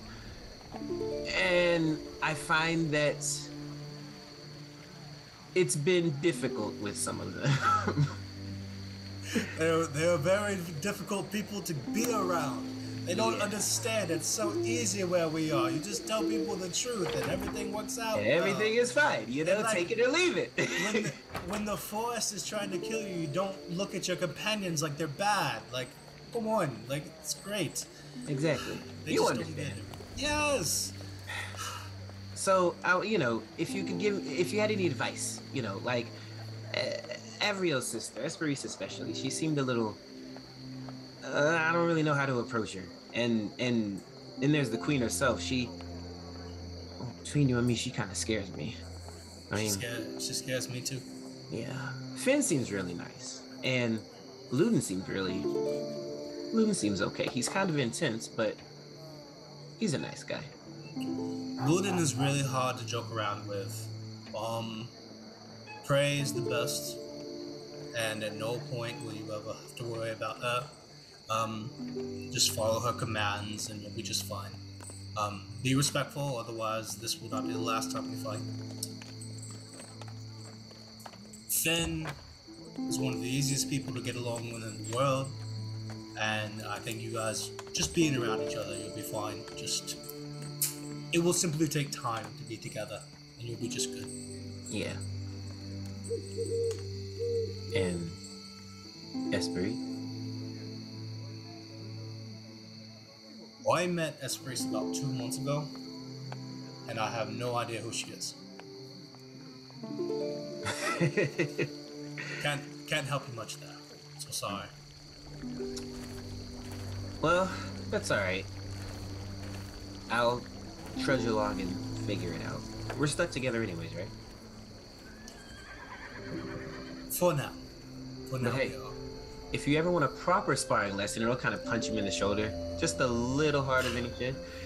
It hurts a lot more than it should. with my 12 strength. Hurts a lot more than it should.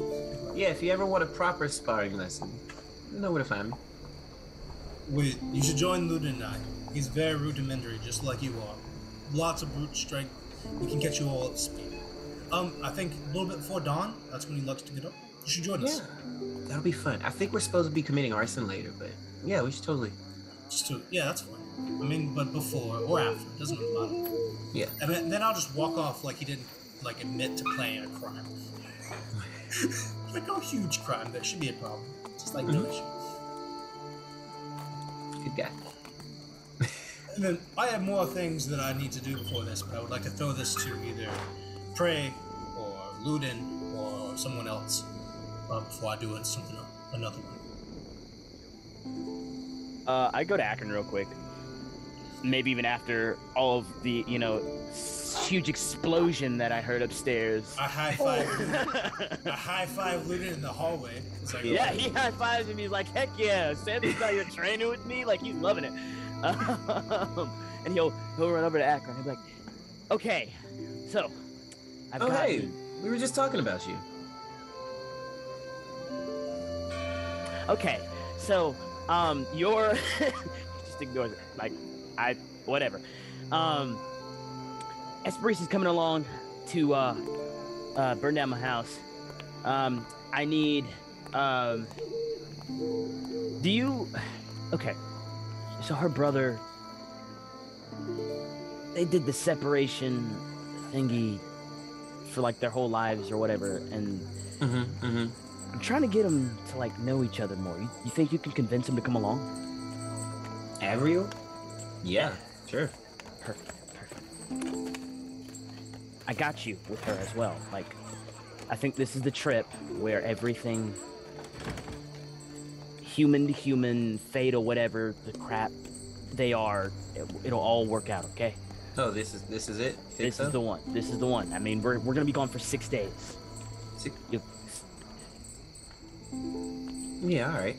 Yeah, it's like, what? You're a second to you or whatever. Like, yeah. All this. Yeah. Also, come explore the city or something with me if you want. I mean, I told you I'd teach you what humans do, but yeah, it's been a while since I've really got to like walk around. Yeah. So at any point in time, just let me know. I'm going shopping later, or at least looking for some horses or something, so that we can get there really quickly. So come along if you'd like. I'd love to. And Samson told me you guys are training in the mornings too. Every day. He's really good. Yeah. I mean, he's alright. I don't know if you heard about what just happened. No, he's really good. Like really good. It's kind of surprising and annoying. We've had and been around so many swords, and he literally just turns into a dog. That's it. Turns into a dog or an ape, or I don't. It's fine. He's doing swords now. You know, it only took a war, right? Alright. Yeah, I'm gonna go shopping. Come along if you want. And Sure. Luden will go ahead and start heading off if Oh, you're going like right now? Right now. We need to leave soon. We only have a couple of days. Yeah. All right.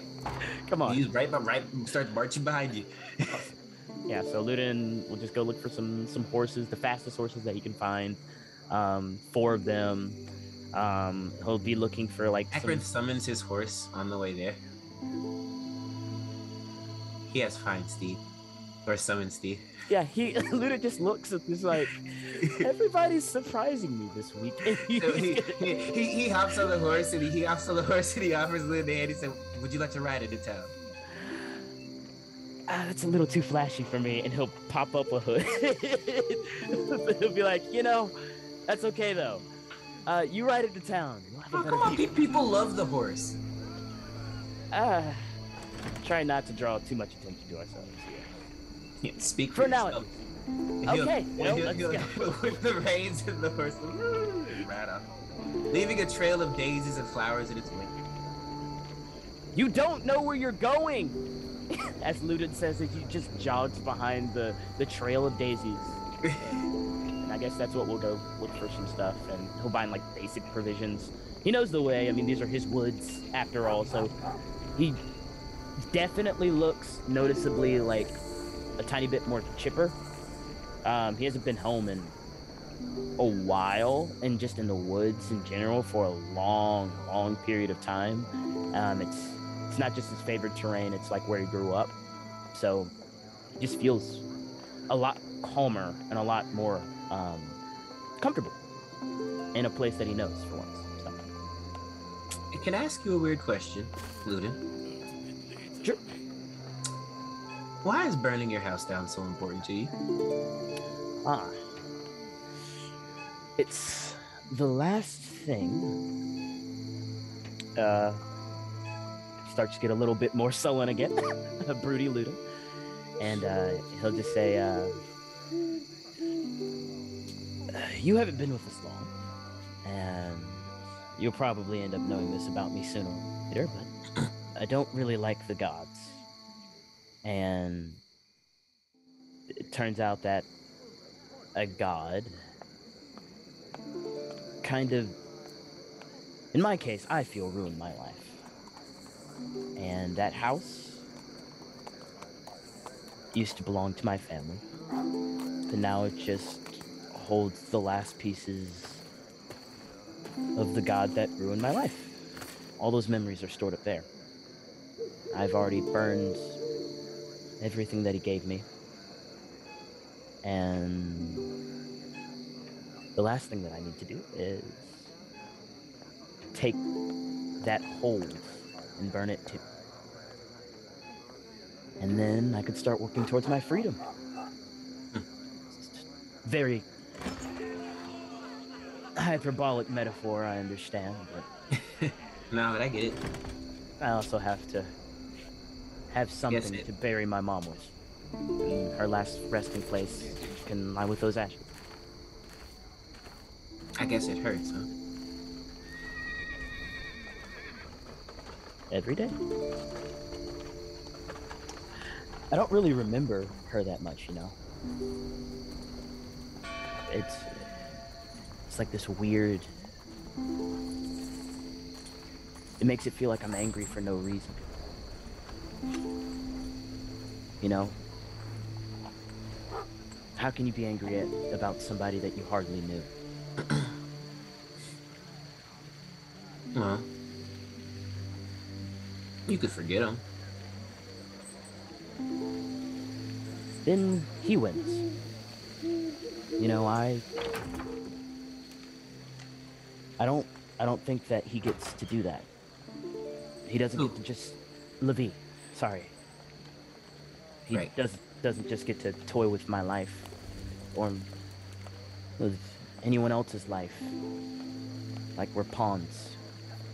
Well, and don't take this the wrong way, but it seems like he kind of does. For now. For now. You know, memory is a funny thing, isn't it? Human to human. Like, I don't remember where I came from.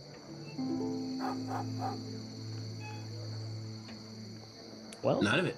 I don't remember my parents. I don't remember if I had any brothers or sisters. I don't remember where I'm from. I've just always been at the orchard or with the Fae. And I don't know. Sometimes I think about who I might have been, whether or not I chose to forget or why I would do such a thing.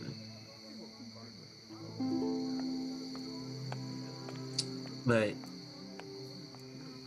I don't know. Ignorance is bliss, as they say. You know, I had an old friend that used to have that same kind of philosophy. Yeah? If you ever want to find out, I have no idea how old you are. But I'm gonna be here for a little bit of time, and I have some people I know that will probably help me find. I think what I'm saying is, I'm happy, and I don't really need to know. So, honestly, I thought part of me thought that's why you wanted the wine. Was if the memories hurt. Drink the wine.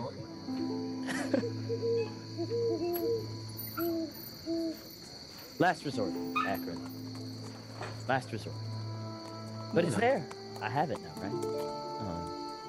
But I again, if I forget, then who's gonna remember? We were a small family. We didn't have a lot, but we had each other, and it was great. And the moment that I forget, and the moment that I stop looking, or the moment that I give up, means that they died for no reason. I'm not gonna let that happen. Sometimes I wish I could forget, and now I have the tools to, but I'll show Levi what a human can do.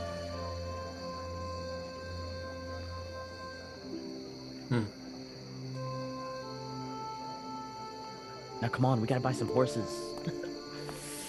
We gotta get out of here quickly, man. Alright, I guess we go out and buy some horses. We go get some horses.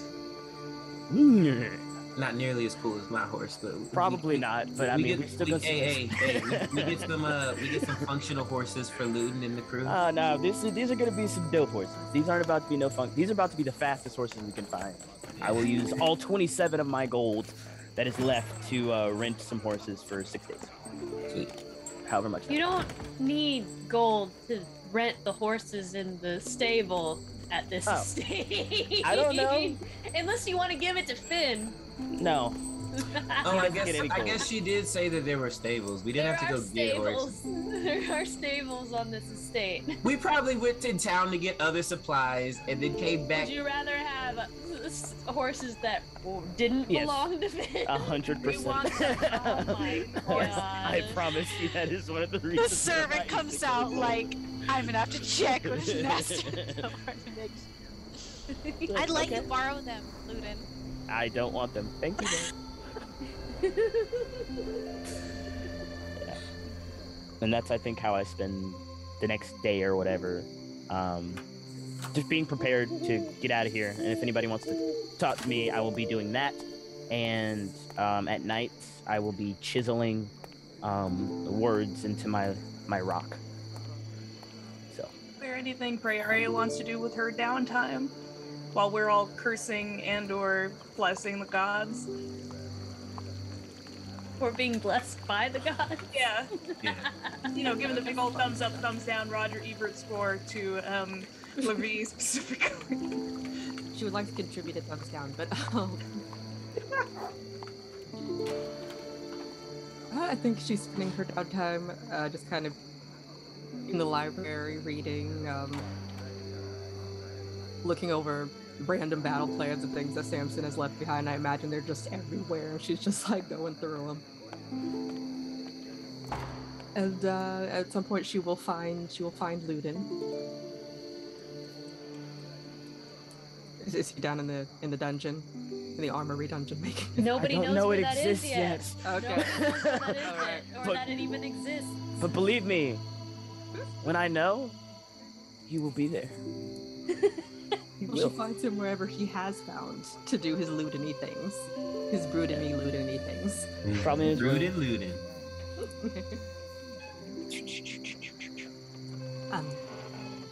Hello? Oh. Hey, Bray. What's up? You'll also notice that she's kind of like cut a bang over her one eye. Yeah. I like the new look. Thanks, it's yes, she has an emo bang over her one eye. It's taking getting used to. I bumped into a lot of things. I wanted to find you after everything. Yeah, what's up? I just wanted to say I'm sorry.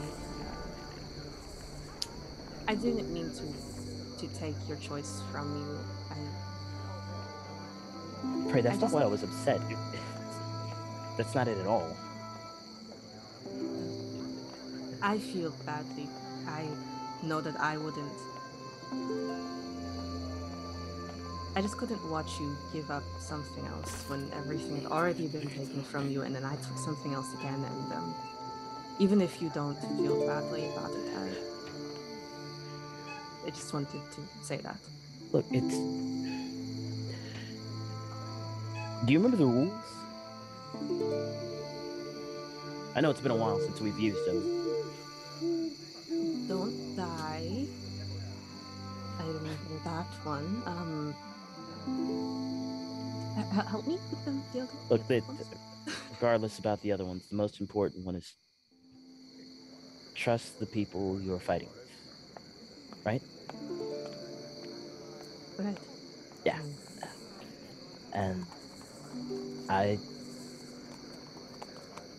And he'll look around. He's definitely in his room.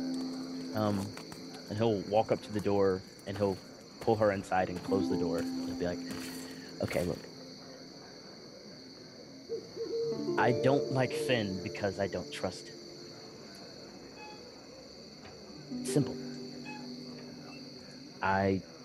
He does too much stuff that affects the entire party. And every time we make a plan, he goes off and does his own thing.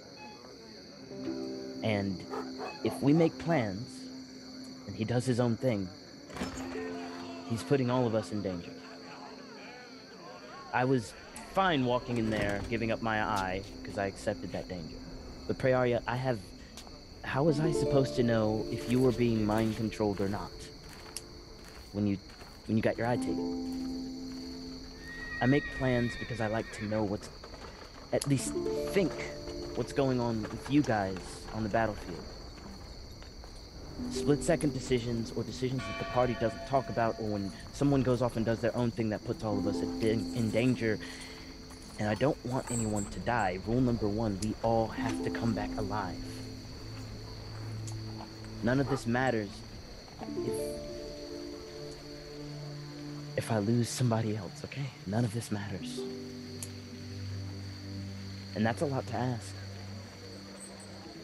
I did not even imagine all the crap that we are about to face. Like, holy crap, what is the next 7 gonna look like? I dream about... Whew. Anyway, like... She's gonna cut him off and just pull him into a big hug. I'm sorry. I didn't think about how you would feel about... I didn't think about what it would mean with everything else for me to make a choice that I didn't talk to you about first. And I didn't mean to make it, but...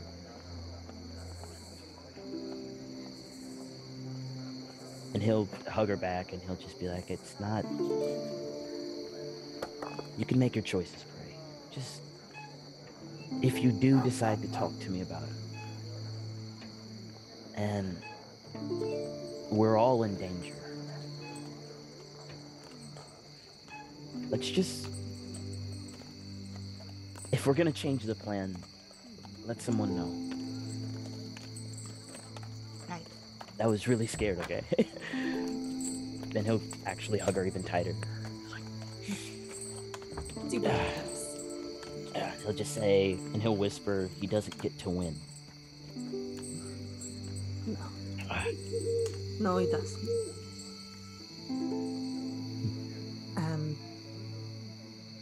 Well, also, as a means of apology, I wanted to give you something. I mean, I don't have a lot of things that I think you would want, but you are important to me. And I want everybody to know that you are important. And I think the best way I can do that now is to give you a title of some sort. I don't know, they just seem very important now that I'm whatever. You're the queen. Yeah, you're the queen. I made Samson a... I made Samson, I think the right term is a general. I don't know what you would want. I don't know either. How about I don't know. She's like thinking through all of the like things that she's been reading, trying to find a good position. A knight or something, maybe? He'll take out his sword, his short sword real quick, and he'll hand it to her. I'd be honored. He'll put down like on the knee, and if she doesn't know what to do, he'll just be like, oh, okay. I, Triaria, queen to be of the Gloaming Court, appoints you, Luden, as a knight. and Luden goes like, I think that's I think that's.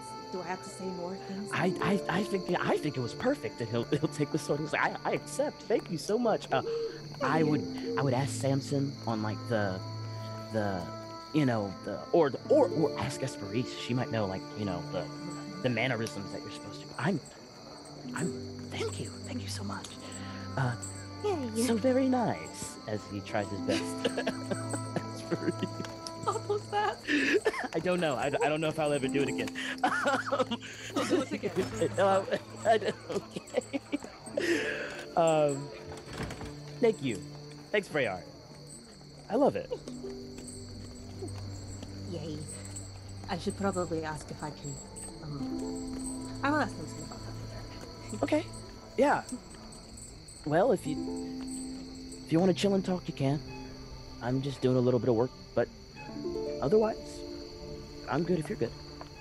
Okay. I was actually thinking I could train with you some. I need to get used Oh to yes. Yeah. Nope. Yeah. 100%. Oh, Luden's like almost beaming. He's getting 1, 2, 3 members of the. Oh, yes, Priaria. Come, let's do it now. Come on, I'll go get Akron. I'll go get Samson. Come on, let's go. Okay. He'll just go try and find the other ones to try and train right then. I don't know if it's after lunch, but if it's after lunch, Samson's busy. Hey, come train with the queen, Samson. Busy. With the queen. Doing queen shit. Like, doing shit for the queen. Priaria, you can command him to train with you and he'll have to do it. I mean, he's kind of... but you can do it. What he's doing. Fine. All right, come on, Akron. We have different jobs. We have different jobs. Oh, I made Luden a knight, by the way. And like, she That's good enough. And she like barely avoids running into columns and doors. All right, that's. I guess we go train. All right. I know there are there any other conversations? I know there's a lot. Samson? Yeah. So, Samson flips to the next page on his clipboard and goes, "Here's the next person I need to talk to." That's his work. He has a peppermint attached to his clipboard. I will go find Figurine. Where might I find our dear Finn on such a day that he is exploring his estate that he now owns, thanks to his dad's abdication or whatever? I don't know. Where would I find your Finn? I think after what Esperise and him did, he is maybe a little bit sullen after learning he will no longer be talking to his god face to face. He also uses disguise self on his eyes because he's really scared that the party is going to be like, what the fuck? Why are your eyes like that? He has a circlet. He does have a circlet though now. Oh, is it a physical one? Okay. It's a physical circlet, yeah. Oh, okay. In that case, then he just won't wear it, I don't think, right now around the party. But he'll probably be in the library portion of his room, like up top, like with a book propped on his knee, kind of looking out the window. I'm gonna walk in. Oi, Fenelai, you busy? Oh, it's you. Oh, hi. No, I'm not busy at all. He'll put the book down, go down to Samson. Good. Here, sign this. I flip over the page. I do not explain what it is. I hand it to Finn. I say, how's the new library here? It's very extensive. It's huge. I mean, there's so many books. A lot of, like, really thick tomes with a lot of big words. Not a whole lot of, the kind of books I read. But I'm, reading more and more of the other stuff. So, here, you should come sit with me for a minute. I haven't seen you in forever. Yeah. I hand him a quill. I know I feel like He'll put the quill down. Yeah, I feel like I've seen less and less of you recently. I've just been so busy, Of course, and then, this is all kind of yours, right? So I figured you need some time to kind of look through everything, Well, I guess, but I don't need time to look through everything by myself. I miss you. I mean, we used to talk a lot and hang out, and I feel like I never see you. You haven't been sleeping. And he reaches over and he, takes, a piece of hair from Samson's face and he tucks it behind his ear, looks at the bags under his eyes. No, I haven't. What? I know we've been kind of playing around for 6 months. It's all kind of just games and stuff, but no, I've been having a little trouble sleeping lately, and I just don't too worried, You need to, though. If you don't sleep, you won't be able to think straight. And Praeria needs you at your best. You'd be surprised, actually.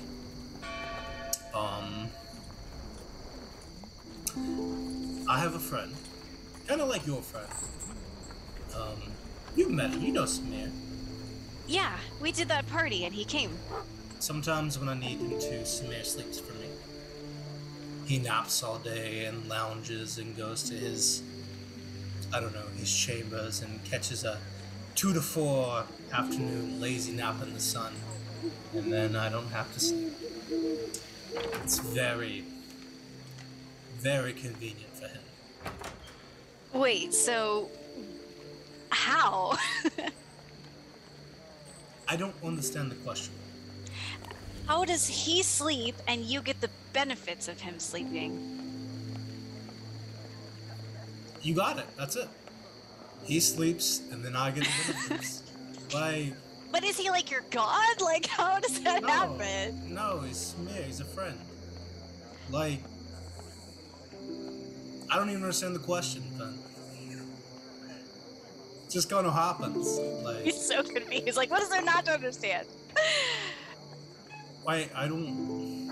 okay, alright. Yeah, it just kind of happens, but, no, I just... Is it magic? Everything about me is kind of magic, then. That's true. No, just when... Used to, when Samir and Fallon and I were on wars and doing things on behalf of the Gloaming Court or whatever. There would be times when some of us needed to sleep and some of us didn't. And some of us are better at fighting than others. And Samir, for all that he can do and everything that he has, he's not exactly good with a blade. And he's a lot easier to deal with when he's had his afternoon nap, to be quite frank. But no, I honestly, and why aren't you signing it? I asked you to explicitly. Because I know if I sign it, you'll walk away, be busy, and I want to spend a little time with you. Okay, look, he'll pick up the quill. I am very busy, Finn. I know, but I just wanted to check in with you, you know? You've been... I can't say you've been different for the last few weeks, but you just seem sad, you know? And I want to know if you're okay.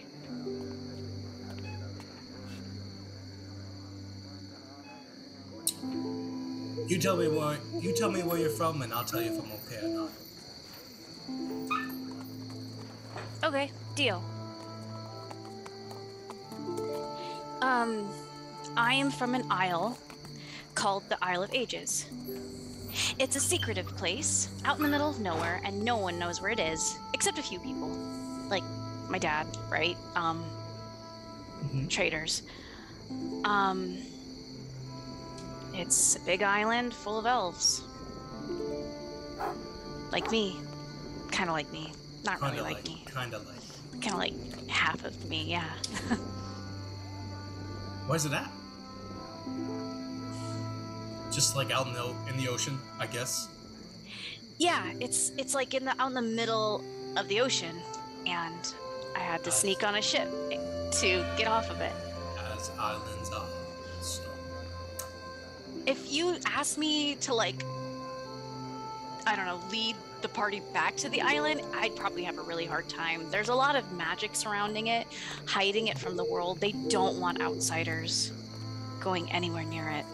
Why would you go back? I mean, you left there on purpose, obviously. It's a island in the middle of the ocean, as all islands are, so... Are we going back? Are you ever going back? I guess is the better question. You know what, to be fair, I owe you an answer first. Yes, I'm fine. I'm just busy. So... Are you going back?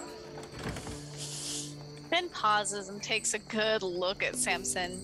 Samson, why did you leave when Zemlin was performing? Alright, I'll answer this question first, then we'll go back to yours. Which is if you'll ever go back.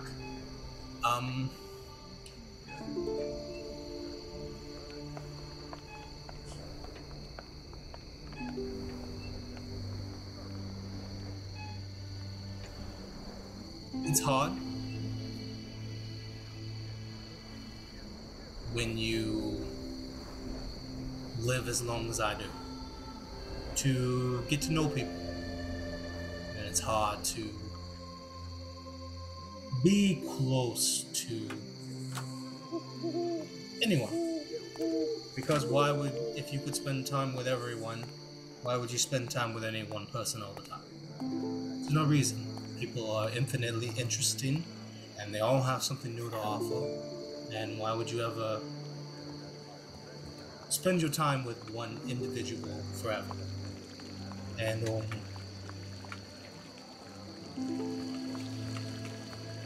there was once someone that I've mentioned before many times, Thal. He's a friend of mine, not a friend. He was my husband, but he died, and I would have spent every day with him for all of forever. And the way Zemlin's face looked when she saw Cassius, whom she thought she lost forever, I know I would never look like that, because I know where his body's buried, and it's at my estate under a fey oak, and he's not coming back. And if someone else can be that happy, I don't want to look at it, because it's not fair. Do you ever feel like you could be happy like that again?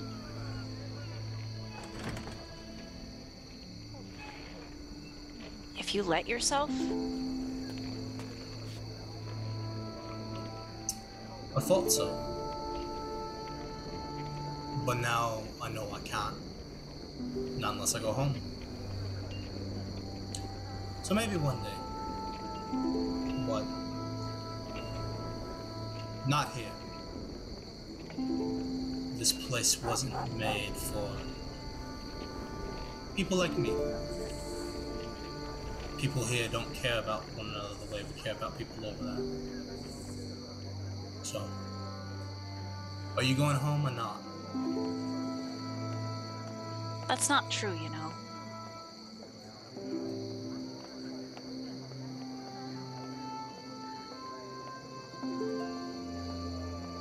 But no, I don't intend to go home. There's questions I have about things going on at home. But I know if I go back, I may never be able to leave again. I can't risk that.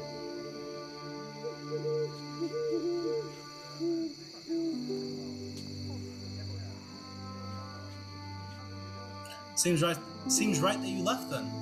Hmm? Look, now you are the lord of an estate here on the mainland. You left one island and now you have people who serve you. Must be nice, huh? He'll pick up the book and put it on his knee.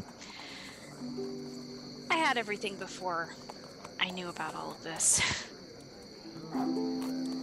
Sure you did. I did. I could never be the lord of Saltstone and still be perfectly happy because I found friends, you know? The perfect friends. That is a very sweet thing to say, for a lie. It's true. True.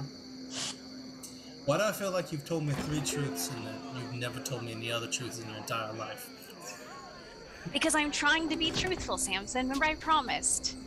After, you know, I broke it to everyone that I ruined their lives. You know.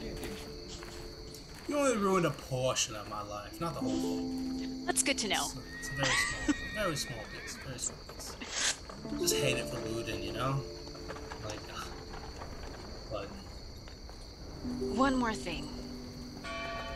Hmm? Finn will take out from his bag the circlet and he'll put it on. And when he puts it on, his eyes start to glow that green. Well, that's cool. I spoke with Livy recently. And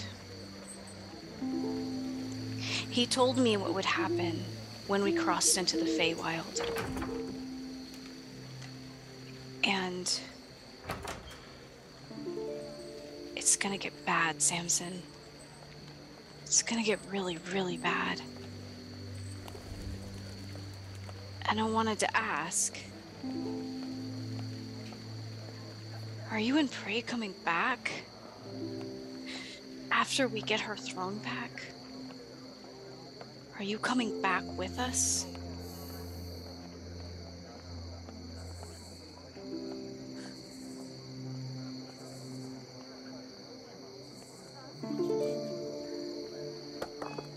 Finn.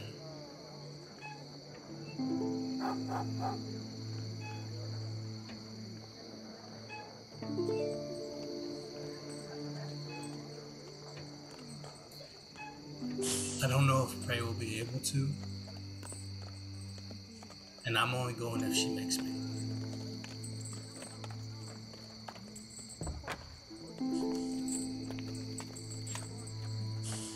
We need you. It's gonna be... I don't know how we can do... how we're going to defeat the Seven without you. Livy's not gonna be... there to help us anymore. It's gonna be all on us. He told me that the gods, they can't intervene once we come back. Hey. It's going to be on us. They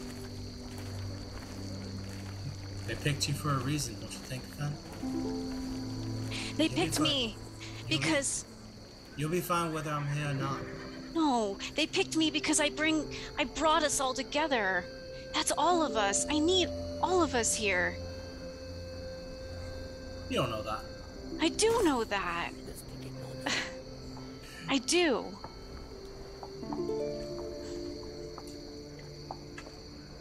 You're far braver than you think, Fenelai.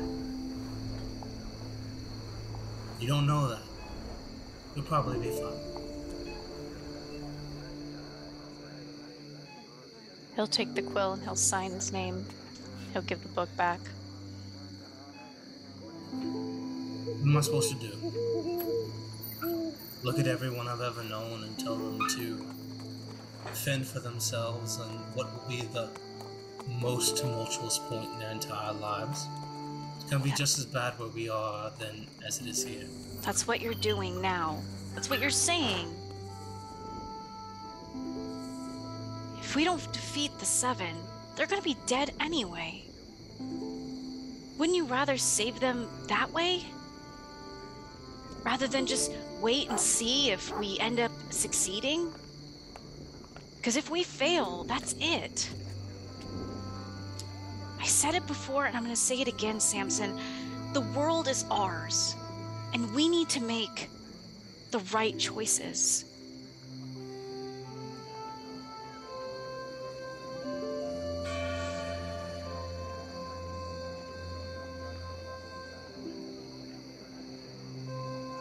Yep. Everything depends on it.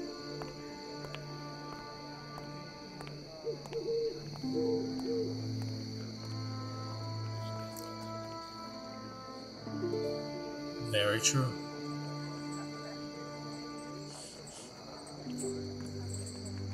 Look, Fen, I can't argue with you right now. I don't know if it's... I don't know. I don't know what things are gonna look like. Maybe if it's safe enough, or if we feel as though, Prey feels as though there's a chance we ought to come back, we can, she makes me, then maybe we will. So I have to convince Prey, that's what you're saying? No, you can't convince Prey. That's what you're saying? No, I'm telling you not to. Okay. I'm explicitly telling you not to, because I don't need you or your god trying to convince Prey what she should do. She's the queen. And like, at that point, Samson like makes all the lights dim, does this Fae thing, and gets super ominous. The shadows come up. Finn looks him in the face, in his eyes. There's like, there are the Fae features that are like Fang-like, that appear and his eyes go black. I've seen you do this before, Samson. You don't scare me. Everything fades. She's the queen, you're not gonna do what you did to her. To her, what you did to Cassius. Are we clear? I won't do that to her. And then I stand up. I take my book out of my pocket.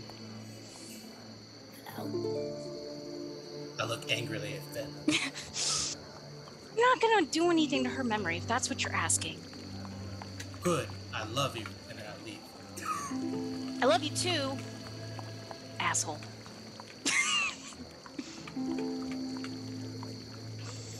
And I think that is the perfect place for us to stop for the evening. That was just beautiful. Absolutely beautiful, guys. Woo-wee! And then it ends with all the lights going out, and a guy with glowing eyes, and the crowd, with the other guys throwing fangs going, I love you! Asshole. A green fox watches in the background like, our servants come in and immediately walk right I just peeks around the corner like, hey, you guys need some biscuits? Oh, no. All right, let me thank our new followers here. I'm gonna start a couple days ago because I know that we did our pre-recorded stream. Thank you, Doc Holiday Games, for the follow. Louis the Bun for the cheer of 100 bits. Arc Light Court for the follow. The Real Wig Bowl for the follow. Hard Knock Dice for the raid of 8. Vermilion Hydra for the follow. Abstract XZ for the follow. Hero 18 for the follow. Actin Foolish for the follow. Cafecito Chico for the follow. Heloidy for the resub. Game Player 3009 for the resub. Oh, they're almost at a year. Yeah. JP Lucidius for the resub as well. Block Obama for the resub. Louis the Bun for the cheer of 100 bits. Chilled Air for the raid of 5 viewers. Stormageddon 29 for the follow. Owie B for the follow. Dual Meaning for the raid of 7. And Owie B with the Prime sub. Owby? Oh, Owby. Did I say? I'm sorry. Sorry. Owby for the follow and the Prime sub. Thank you all so much. If you enjoy our channel, please, we have other shows on our stream. Our Tuesday Breach Battle stream is not going on anymore. We just finished it, so I just want to, because I know if you were here for our commercial break, you would have seen that. So nothing happening on Tuesday, but Wednesday we have Wild Beyond the Witchlight. That is our Iron Valor show where we run Wizards of the Coast modules. Deanna DMs that show. You can I see just Danny. kicked a player out of a balcony. Yeah. What? Okay. Yeah. Deanna DMs that. You can also see Danny and Raina in that show as well. And Dylan's probably in the background. His mic is muted. But Dylan is also in that show. He's been the voice in the sky. And you can view that Wednesday at my brain is dying. Is it 8:30? 8 o'clock. 8 p.m. 8:30? It's 8:30 Central Time. Yeah, it's 8:30 Central Standard Time, 9:30 Eastern, 6:30 Pacific. Wow, that was impressive. And you can join us Wednesday for that. Thank you all so much for joining us this evening. We are going to find someone to raid. You can also join us back here on Monday for more Fate's End at 7:30 p.m. Central Standard Time. We love you guys. We hope you enjoyed the show. Let's go raid somebody, and I hope Dylan is there because... I'm doing it now. We're raiding. You're doing it now? All right, we're raiding. Oh, I don't have permission to do this, actually. You don't have permission to do it. I'll do it. I put it in the chat. Quests and chaos. Quests and chaos. Bye, everyone. Bye. Raid. Bye, guys. Just keep waving until we. Just keep until we waving. leave.